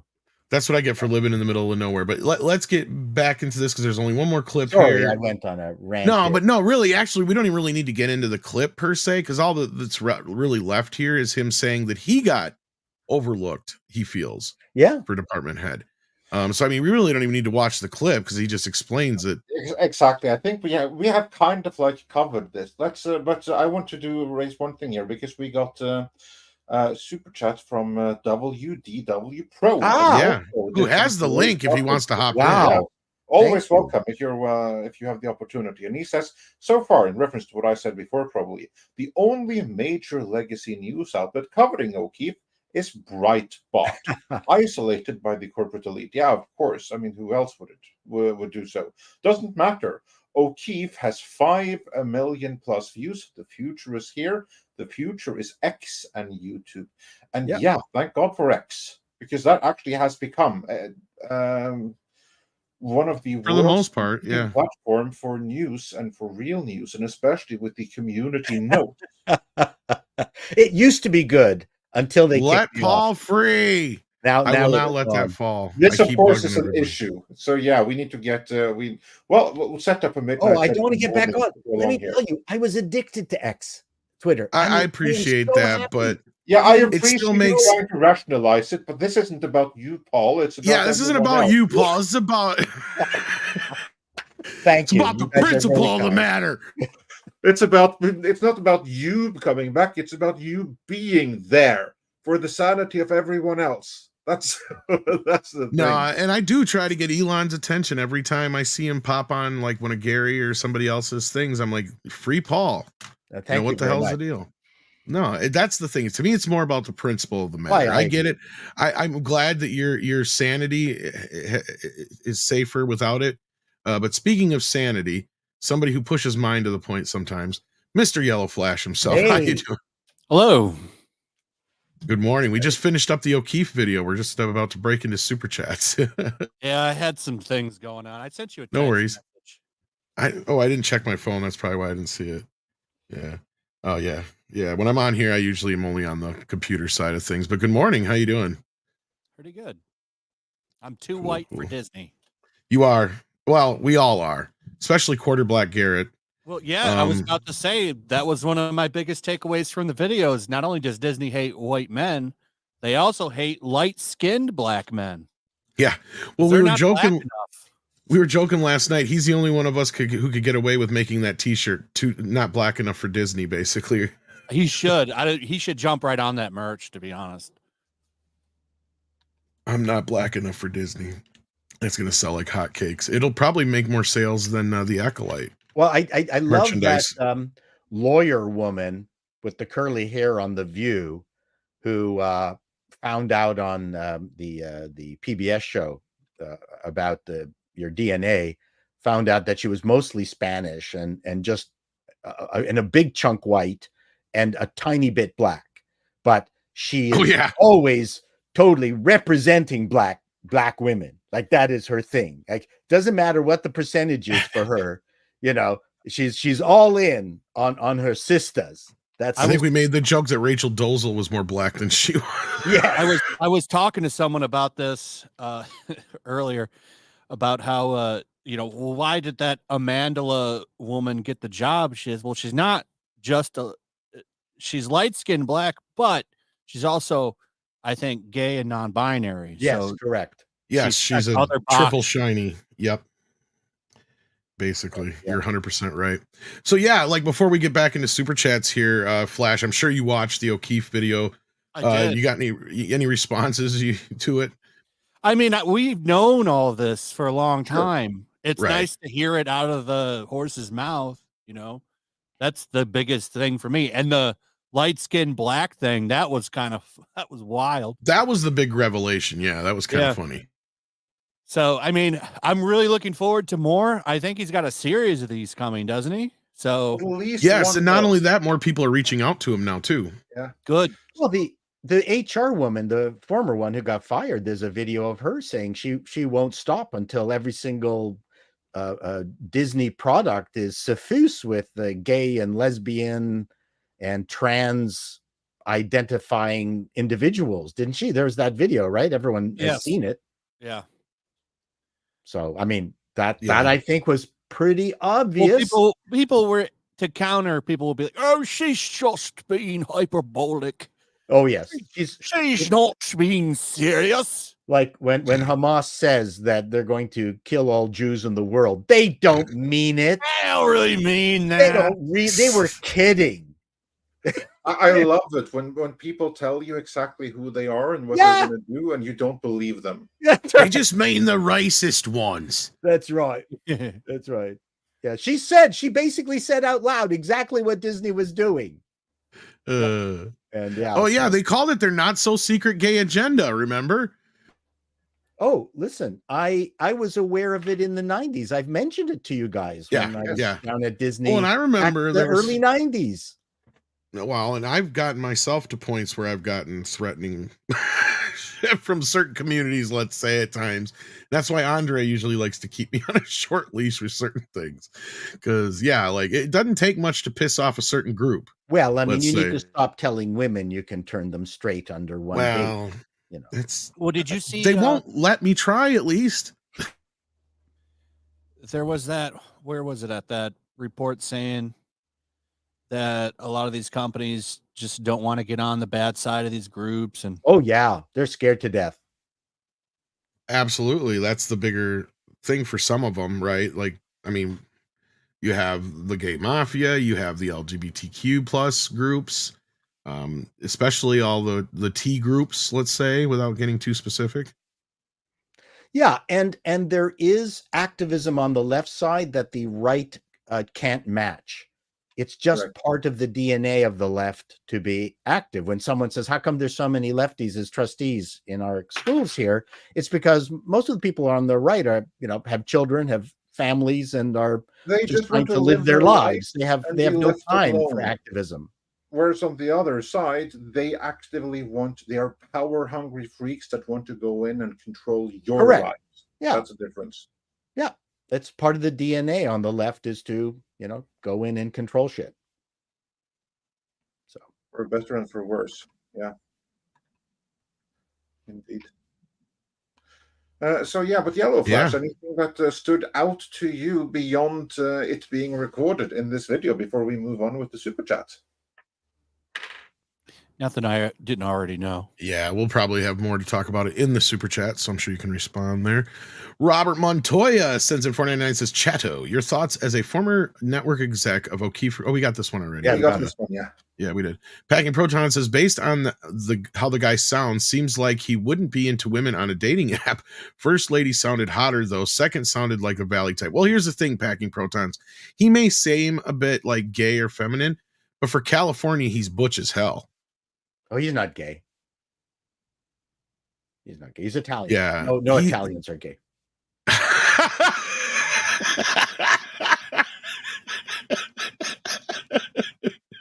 Am I generalizing? What?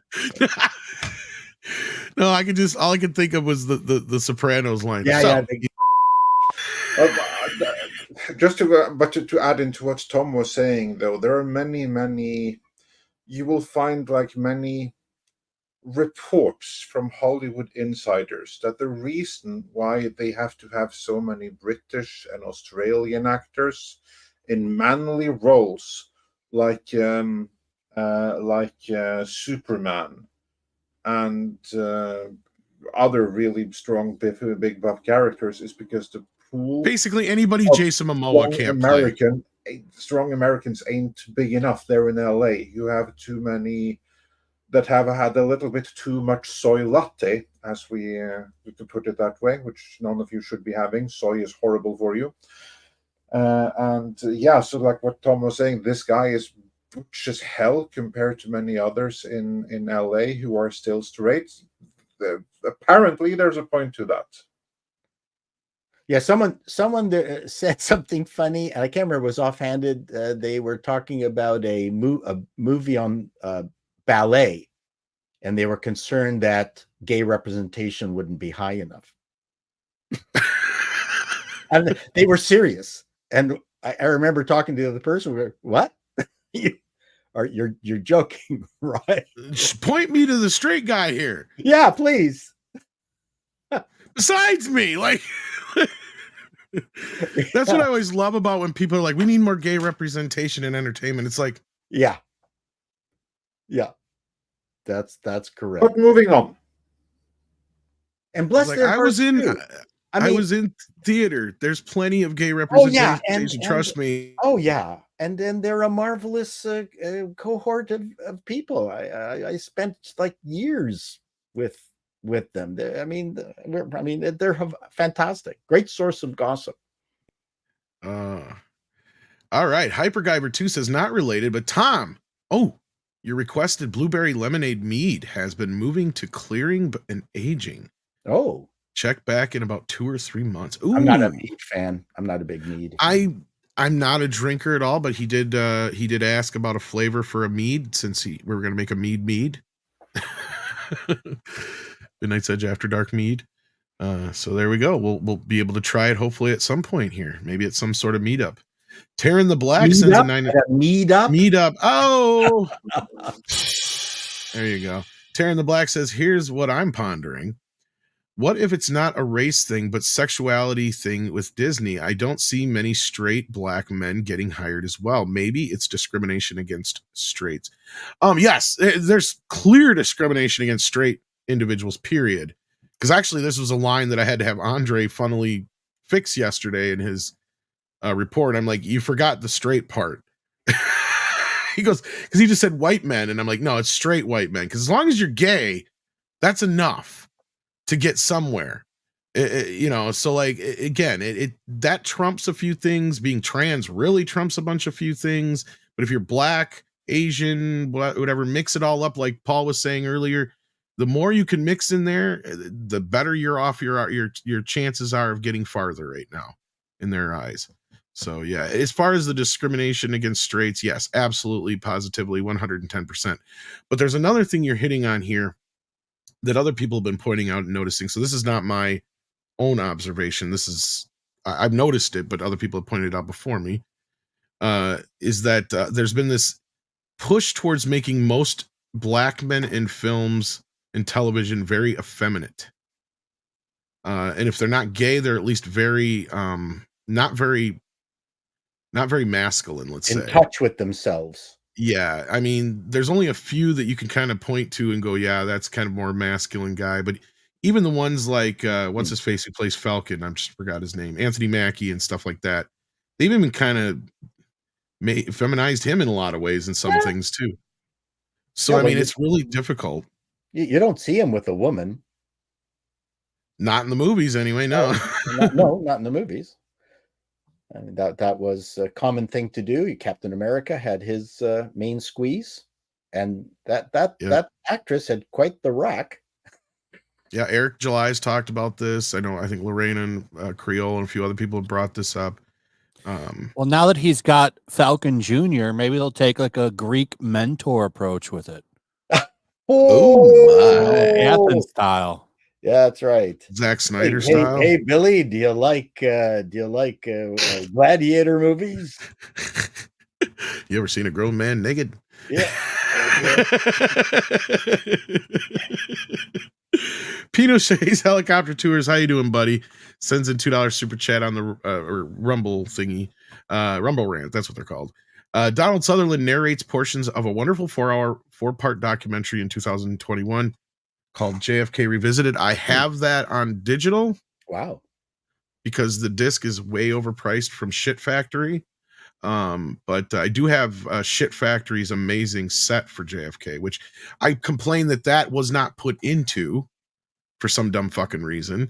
But anyway, yeah, no, and his voice, he had one of those amazing voices that you could just listen to. Terrific. Yeah, very, very wonderful voice. Yeah.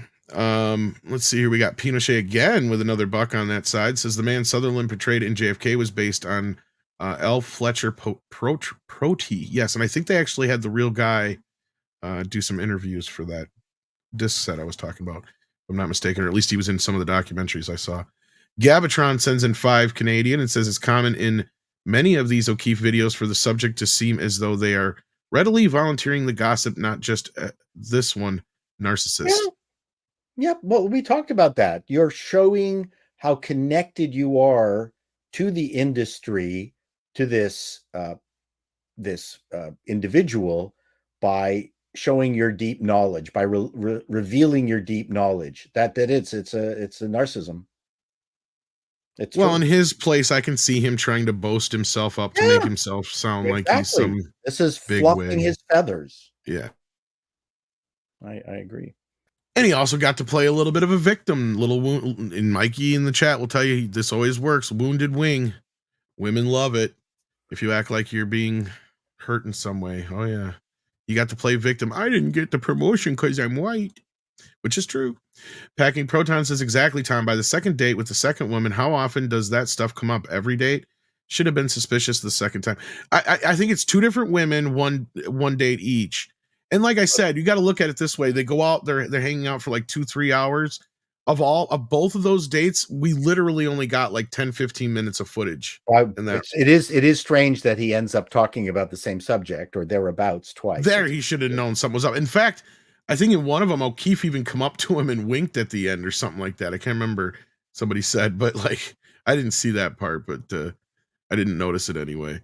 But I'm sure he had an idea something was coming. Sharky Pal 26 sent in $4.99. It says Doctor Who actress Alex Kingston, who played River Song, explained how dangerous cancel culture is inbounding into comics. Interesting read. Oh, I haven't seen that. I'll check that out. Butterbiscuit 92 has been a member for a month. Says it's burning. I think he means hot. Burning hot where I am. So I appreciate the hilarity, Tom. Well, I'm glad you do. I hope the chat has pity on their postman and offers them water over the next week. Well, that's very nice. Yeah, that's a nice thought. Waltman 4 sends in $4.99. It says, Chato, would you be interested in grabbing the new Pentax 17 camera? It is shooting half frame on 35 millimeter, but you have to zone. Yes, I saw that. No, I'm done. I'm done. I'm totally micro four thirds. I love it. I love my new Lumix G9 too. It is absolutely an amazing camera for the money, and it shoots open gate, 4K, 60 frames a second. It is an extraordinary camera. The quality of the vlog is just spectacular. So I would say now we're finally getting to where George Lucas said we were 20 plus years ago. Probably. No more film for me. I carried my my development equipment around for years, and then finally I just sold it all. When you got people like David Lynch finally going, fuck film, it's too much work, it's just a mess. Have you seen this interview where he's talking about it? He finally said, yeah, he's done with film. He's digital now, but for a while I still don't quite like how digital looks. Yeah. We're getting to the point where we're getting some cinematographers and directors who are working with it who are trying very hard and desperate to make it look good. So yeah, I think it has to do with more with framing and lighting and stop yanking the cameras around just because you can. If you go back to the old movies, so much of what made them really look cinematic was the set dressing and how they would change it depending on what the natural colors were for the actor or the actress. So you would be in the same room and you would cut to a woman where green is what really highlighted her green eyes and her face and her clothing and how she was dressed, and then they'd cut to the guy and he would have a red background, even though they were in the same room. But red was what made that star like pop out of the frame because they knew that was their complementary color. Not complementary, sorry. That was the color that just made them pop off the screen. They're not doing that kind of stuff anymore. They're not. Well, they don't treat people as stars, and they don't film them as stars either. So I love that in the old movies. Watch for that. Watch for the old movies and how the background colors and the products, not the products, but the books and the shelving are all there to highlight that individual's, screen print. Yeah. And I won't be getting it. Sorry. I'm still resistant to moving to digital, but they just don't know. I think that's important to do that stuff. Yeah, and I think a lot of that is too in the lighting beyond just the set dressing and all that kind of stuff too, because the lighting is so different between film and digital now, because digital captures natural light so easily, yes, that you're missing a bit of that magic sparkle. To me, it's just there's something to it, because even seeing new films that are made like Oppenheimer and other ones that are shot on film, and even though they're finished in digital and stuff like that, like even that to me is a bit better process. But I understand not wanting to go through the trouble and the money. The difference of the money is huge. So yeah. Chaos Sonic 1 says they ignored the information to the point where that they rather call us the usual keywords instead of actually doing their job. Well, yeah, it's just a cyclical thing with them anymore. Paulus Plain says with 119.35 Norwegian krona, the modern day left with the new Nuremberg laws. Nuremberg. Or Nuremberg, yeah, sorry. Thank you. That's interesting. Anyway, just getting back to look at feels. We just recently watched Guess Who's Coming to Dinner. It is a really brightly lit movie. So anyways, no one does it that way anymore. No. A Tipping Barn sends in a $1.99 and says DEI, deficiency, exclusionary idiocy. There's so many wonderful things you can put in there. Budget Kaiju sends in 5 and says 60 minutes hidden camera expose received Peabody Awards. O'Keefe gets canceled. Threats exactly. Yep. And this is kind of what we were talking about earlier too. Yeah. Budget Kaiju, so the North Korea version. He's just a little kaiju. There's a real thing. Like there's actually an interesting story with them kidnapping film people and yes, make that kaiju movie. Yeah, I remember hearing about that. I just object to the fact that the Japanese wanted to invent Jewish monsters. Kaijus. Why make kaijus? And I'm surprised to see Dr. Long Dongler here this morning. I didn't expect you, sir, but we're glad to have you here. Says, I wish to thank everyone at Midnight's Edge in the chat for kind words. You guys truly are the best community on the Tinterweb netty thingy. Yes, sorry for your loss, Dr. Long Dongler, but thoughts and prayers to you today, sir. Then we got Kaleki Oki on the green machine sending in 2 and says, do they truly think white people will just suddenly out of nowhere vanish? Other races are called minorities for a reason. Yeah. Just none of this makes sense to me, Kaleki. Well, it's utter bullshit. When Everything Everywhere All at Once won the Academy Award, they panned the audience, and this was a great win for Asians. There was a certain contingent in the audience that sat on their hands grimly. I won't say which the contingent it was, but there is no diversity in Hollywood. I've said this over and over again. It's bullshit. Yeah. Well, I'm surprised you didn't get more talking about the LGBTQ representation in that movie, because I said the whole thing is predicated on it's basically a lesbian who throws a fit because her mom don't accept her. Right, and that was fine. I didn't have a problem with that. Well, it was an interesting take, I guess. Yeah, it was a Mexican take. Yeah, Mike's here. How you doing, Mikey? So you guys are being... That's a very Asian cultural thing, too. So yeah. He says, you guys are being bad comrades. You people seem to forget that everything that is and ever was belongs to the commie state. Jeez. Hey, did you guys do the land acknowledgement yet today? No. Before we went on air, we did a half-hour land acknowledgement. As far as you know, we did, yes. That's We got Troy Pacelli in the house as Chato. No Italians are guy. Okay, see. Jesus Davila is here. How you doing? He gifted a membership. Thank you so much. We got Jesus.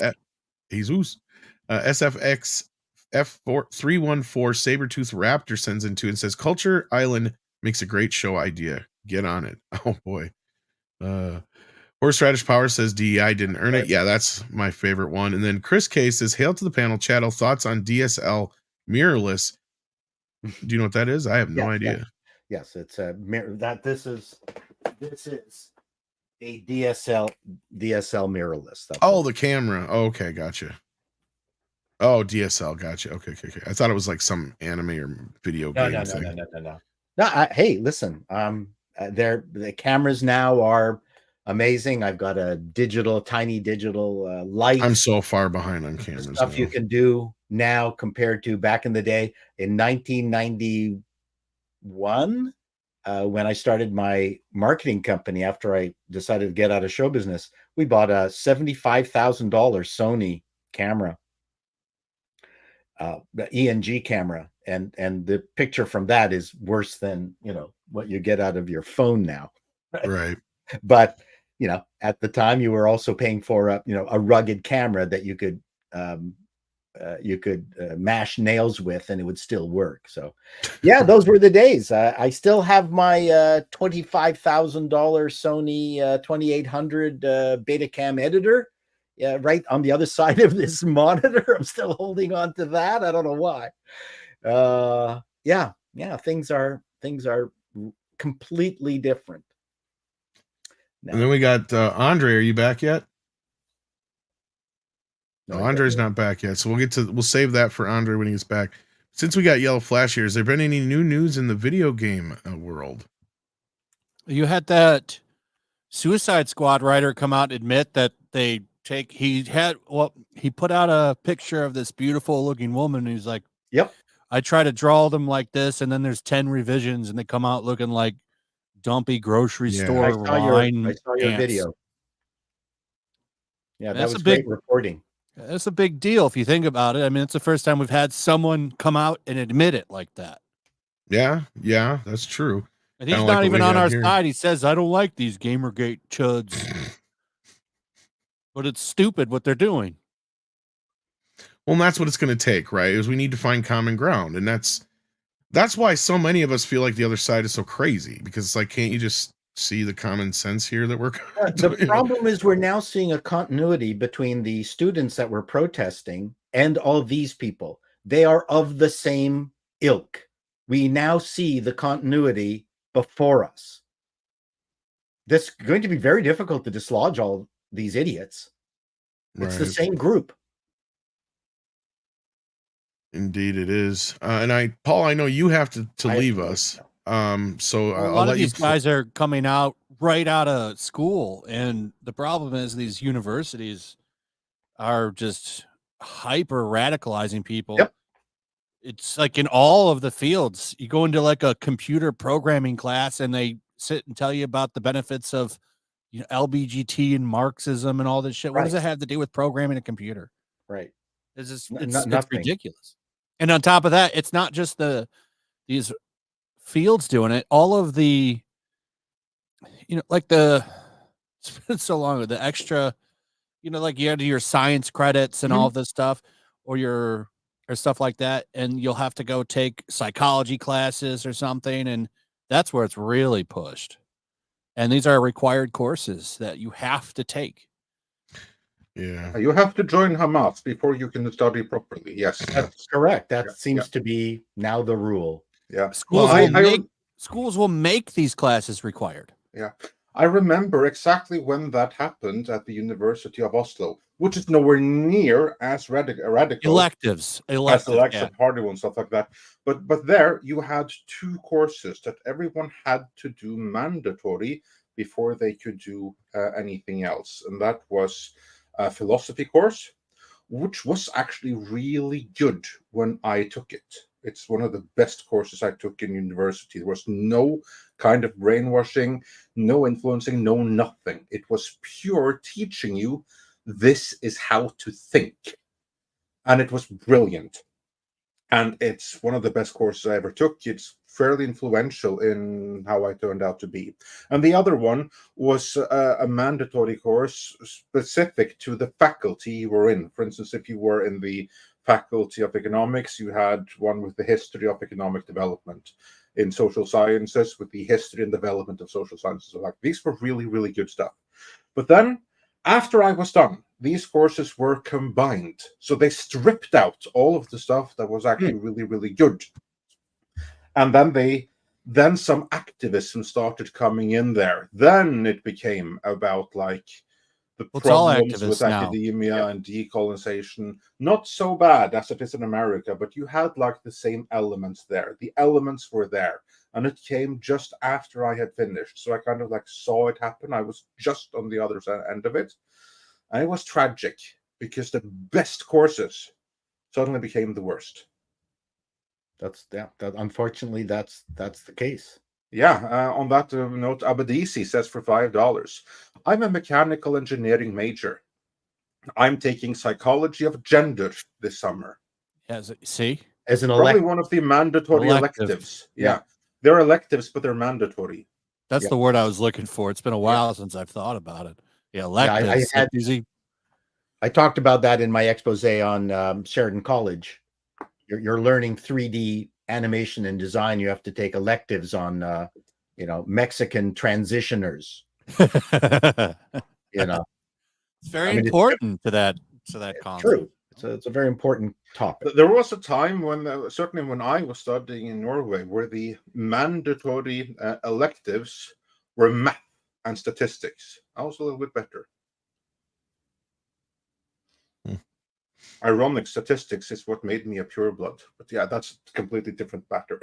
So I have to go. That should be a required course for everybody. And cooking. People need to learn how to cook. Stop eating out. I got to go. And I just wanted to finish off by saying, have a wonderful weekend, everybody. And speaking of mead, I just want you to know that I was on Lindisfarne in the UK or in England on the border of Scotland. So I know about mead. Yeah. I had the real stuff. I still don't. In Lindisfarne, that's absolutely the place to do it. For those that do not know their history, Lindisfarne, that's where the Vikings first came to England and brought their mead with them, and instantly started raping and pillaging the local nuns and priests that were in the convent in Lindisfarne. It was a proud day in Norwegian. I'm glad I could facilitate that conversation. Yeah, that's right. The things you know. Anyways, bye everyone. Have a great weekend, and I'll see you Wednesday if you have me. Yes, we will have you, and we look forward to seeing you on Wednesday. And have a great trip in the RV. RV. See you, buddy. Have a fantastic trip. Bye. And while you were away, metal news, or however you want to put it. Andre, have you heard the new Ensiferum? Did I say that right? Ensiferium. I have not yet, but I will now make it my business to do so. And also, I'm looking into going to Midgardsblot in Norway this year. We'll see if the schedules permit me to do so. That would be awesome. There's going to be some very cool bands there. Since I'm missing out on Copenhagen Hellfest, which still burns. The Krups played yesterday, and I missed it. But yeah, we'll see. I'll keep you up to date on that. There you go. Then we got Thunderstorm here, who says if the Acolyte is so representative, why no kissing between female couples? Go full Acolyte or don't go home. You know what? I kind of agree with that. I was also thinking that with Star Trek Discovery, I was like, where's the full-on gay sex scenes? If they really want to go this far, why not take it the rest of the way? Yeah, the babies should have been born through scissoring.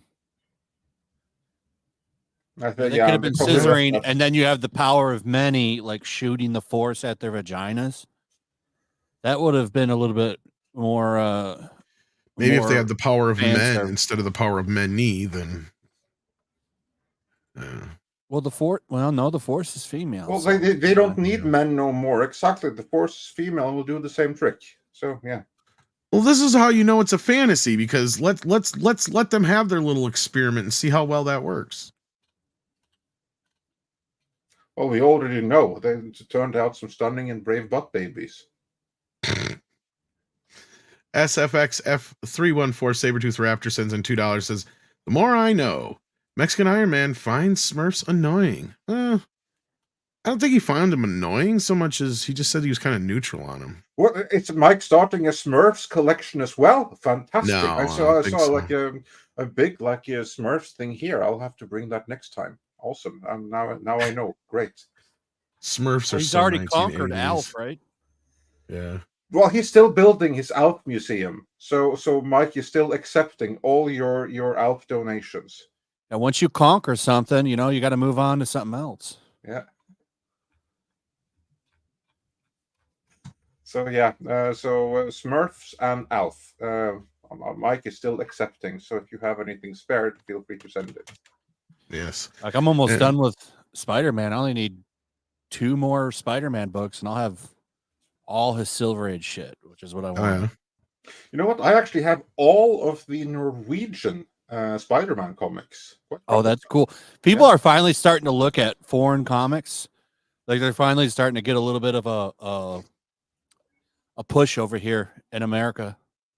I went to a con a couple months ago, and there's actually dealers like that's all they sell are the foreign comics.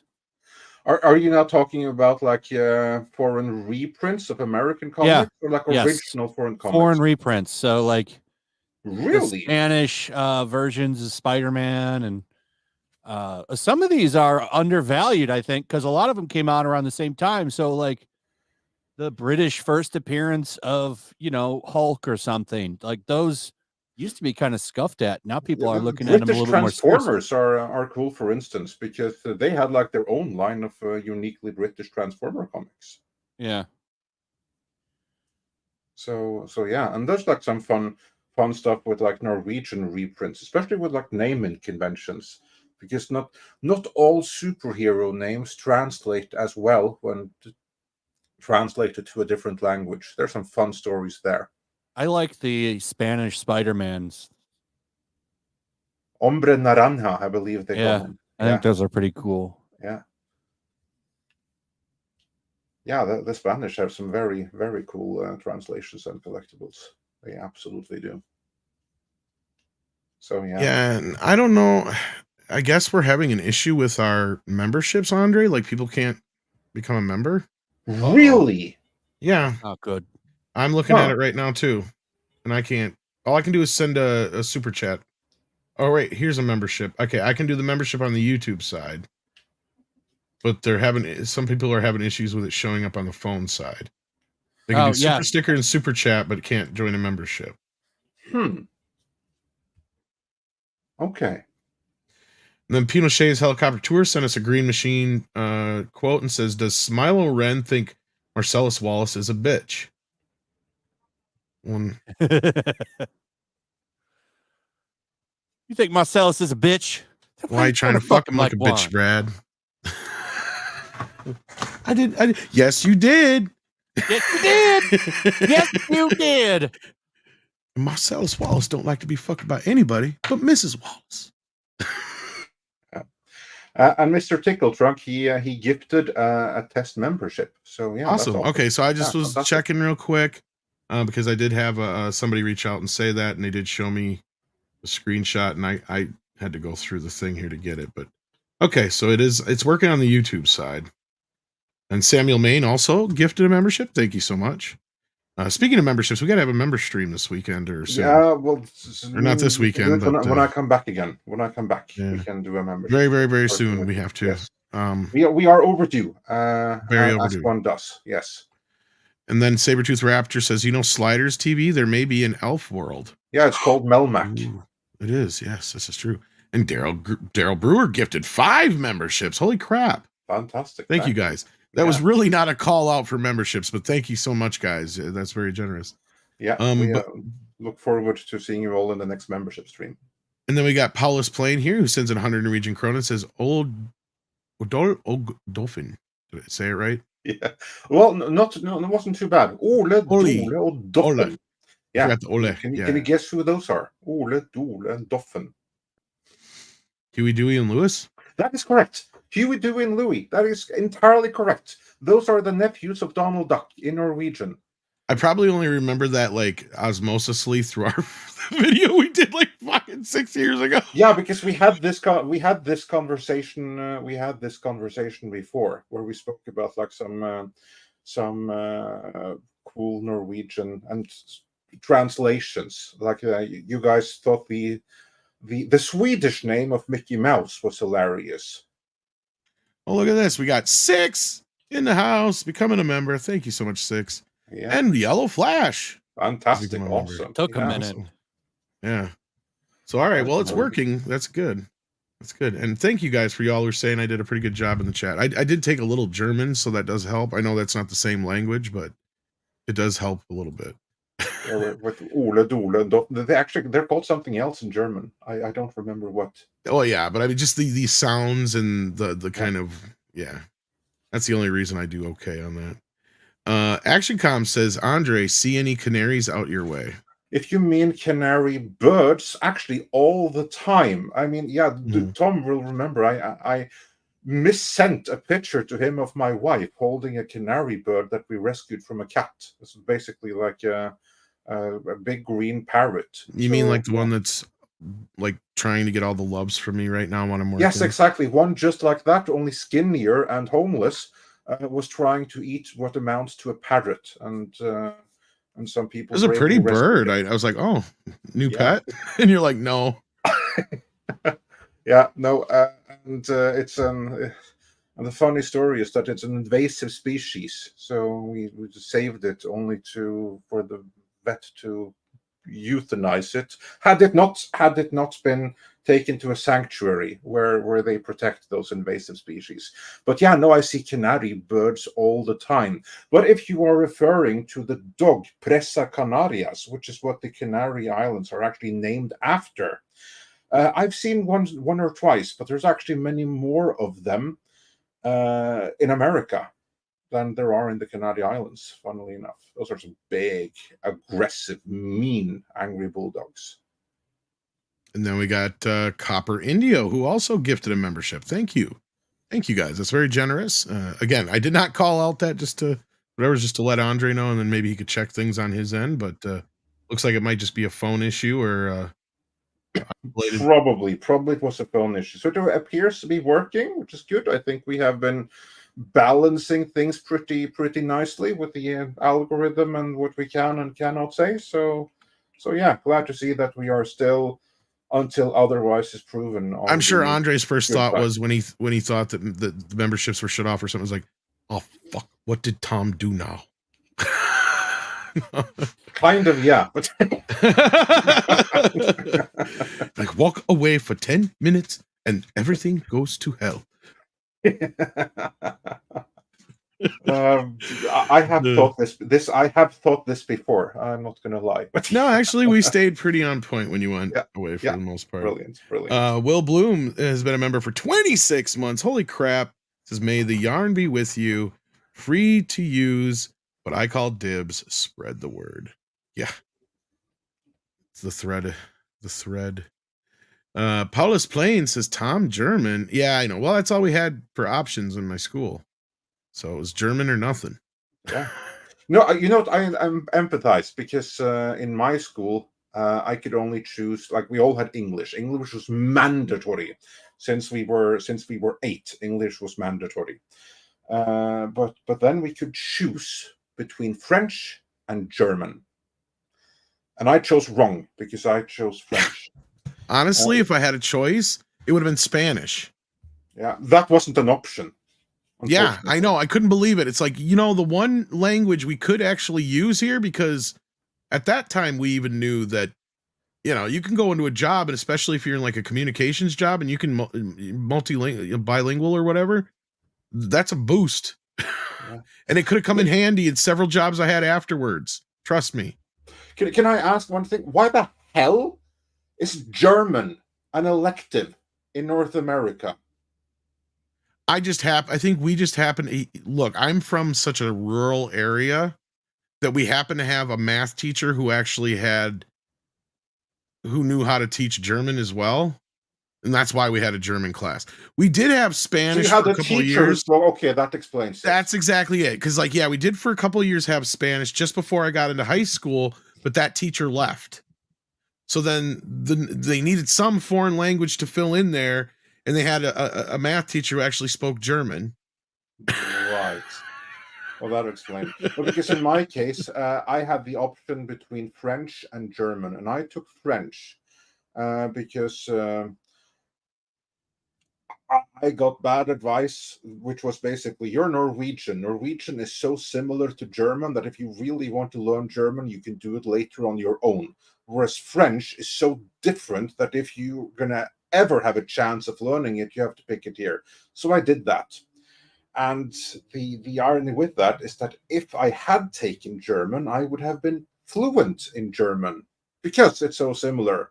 Whereas I never got a hold of French, and being like, I get by in German. I can go to Germany and I'll be just fine. I like, even though I technically don't speak it, it's similar enough to Norwegian that I get by just fine in Germany. I can read the German text and I'll get the gist of it.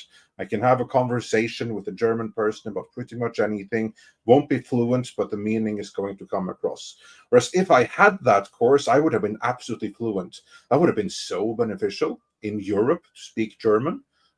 It's a big financial engine. You can go to Switzerland with everything like that. The German Switzerland is one of the financial capitals of Europe. French, by contrast, I mean, you have to be absolutely perfect, or you won't be accepted in it. So yeah, the wrong choice there. Yeah. Well, now that we put Yellowflash to sleep, anyway, we're caught up on super chats. So yeah, was there any other topics you wanted to jump into? I did ask Yellowflash about video games already, so I didn't know if there was anything else you wanted to touch on before we wrap this up. I believe that's all, unless Yellowflash has some big news for us in video games this week, which I think was another big week of DEI in video gaming. Yeah, we already asked him that, and he did answer that earlier. Yeah, I think. Yeah. We talked about that writer. Yeah. Unless you wanted to say something about it, Andre. Yeah. No, I haven't. I've been so preoccupied with Disney. I mean, we put out so many videos this last week. I haven't had time to look into video games. Perilous Plane evidently is not too impressed with with you learning German after 1940. I'm sorry. Yeah, well, what can I say? It's what we had for options. Yeah, you had the math speaking German. What can you do? Yeah. Like I said, if it was up to me, I would have took Spanish. Yeah. It would have made me a lot more money. Yeah. Oh yeah, Scheiße. Yeah, exactly. Oh, it's good sighting it. Then we got Hyper Guy versus Flash. Tell us about Black Myth Wukong. Is that going to get us canceled? That was from like Tuesday, I think. Was it? IGN basically, going after they've been going after that Wukong game for years, and they're just getting canceled for some mistranslations. Oh, we got a couple of Rumble rants too. I missed here too. Yeah, let's do those. Okay, we got two of them here. One from Pinochet, who says people like this Disney lawyer are the type of people who get entrapped into kidnapping a governor or tricked into cutting the barrel under 16-inch. Wow, that's why you had to say that on Rumble. Absolutely, yeah. There's that. Jordan Peterson talked about Hollywood's racist subliminal desire to hire submissive black men as a form of taming the savage, says Pinochet's helicopter tour. I can absolutely see that, because I have to say that the only thing, if anything, that appalls me more than the treatment of white men in Hollywood is the treatment of black men. Yep. I mean, just look at the Acolyte. And then we've got that one. We got Pinochet also sent in the man Sutherland portrayed in JFK was based on LF. We got that one, L. Fletcher Poetry, and we got the other one too. Thank you, Tickle Trunk. Though you must have missed us getting those too. We did get those earlier.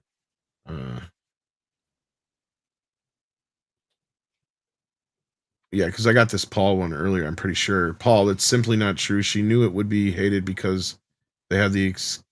Maybe we didn't. Excuses prime from the launch. Stop being naive, Paul. The reliever intent was there from the jump. So yeah, no, I guess we missed that one earlier, but that one was we have to Paul. get back to that one on Wednesday then, when Paul is back again. I think he was semi. I think he was kind of convinced to where I was, like in the middle-ish. Like I don't think it was pre-planned, but some of this stuff was. She was set up to be ultra sensitive to anything racial. And the other thing people are pointing out is, like, outside of Instagram, like, she doesn't really have any social media. So where is this racism coming from? Kathleen Kennedy. Exactly. Yeah, I certainly haven't seen any racism directed towards. No, I've never seen anybody say shit about her, really. Other to be honest, she's a bad actress. Not even really much of that, Flash. I mean, but that's not racist to say. I mean, that's just stating fact. Yeah, and I haven't even really heard that much. Well, this is the Lucasfilm playbook. That's how I see it. There is no racism. The criticism is racist. Exactly. They've been doing this since The Last Jedi. That's the same bullshit every single project they put out. Racist, racist, racist, racist, racist. Yeah. And Big- pretty big- soon, big- probably big- within a big- week or two, Disney, Star Wars themselves will make a statement. I'm surprised they haven't already, that they're going to have another this- car video with someone. Well, this is kind of where I this is Disney's statement. That's kind of where I disagreed a little bit with Paul. Like I feel like they're totally behind this. They totally Oh, They are. absolutely. Absolutely. This is their playbook, but they themselves will make a statement as a company Oh within yeah. the next 2 weeks, denouncing gotta this ride fake that. racism. Exactly. They gotta ride that circle of entertainment. Denounce Is, all that racism that isn't there. There you go. It's the circle of entertainment. I haven't found a place to fit this in one of our videos yet. I will though. Yeah. Well, we'll find some good for it. Meanwhile, Jesus Yes. Avila says for $5, what about that Marty O'Donnell story, Yellowflash? Oh yeah, is a former. He was the composer for Halo, but he's running for he's running for the House of Representatives, and that's in Nevada. So he's doing rounds, and somebody asked him about DEI, and he talked about how they're afraid of all these groups. And the interesting story was the Arbiter. That's the Halo 2 Covenant guy. That's like their hero. And he was originally supposed to have some other name, but it was too close to an Islamic name. So they changed it to the Arbiter because they were afraid of pissing off Islamic interest groups. And this was a while ago. This is way before we were even talking about any of this shit.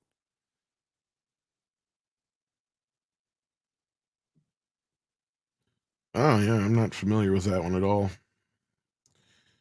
So Neither thank you am very I, much. and- Yeah, so yeah, thanks for mentioning that. But with that though, I do believe we are fully caught up. Indeed we are. So Flash, you got Flashcast tomorrow night? Yep. We'll be talking about that video for sure. And we're going to EFAP Grace Randolph's review for episode 4 of The Acolyte. So buckle up. The Oh, one that she Lord. thought was the bestest episode ever and convinced it's going to win everyone over. Yeah, that should be fun. Is that what she said for it? What Yes. kind of dumb shit did Grace say this week? Yeah, sorry for having spoiled it for you, but yes, she was convinced that this was the episode that was going to win people over, the fence sitters. I'm I think this is excited. going to be the lowest viewed episode probably because Yellowflash, It's you want done. you want a companion piece to EFAP with that? John Campia's review of episode 4. oh god, Oh, I haven't okay. even thought of checking in on him. He Oh, well. hates it. Again, Oh, full spoiler wow. for you. Yeah, he hates it. Wow.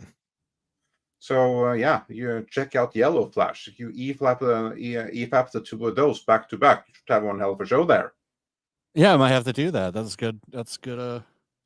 A good advice there. Yeah, you're welcome. Yes, indeed.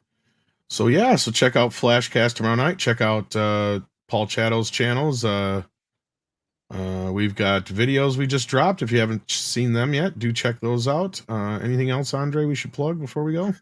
We have more videos dropping over the course of the weekend. Don't know exactly which ones yet because I haven't started on them, but there will be videos dropping over the course of the weekend. So check back in for that. All right. So with that, as you say, It is time for some koalas in the rain. Koalas in the rain, koalas in the rain, no fucks given. Koala, koalas in the rain, koalas in the rain, no fucks given.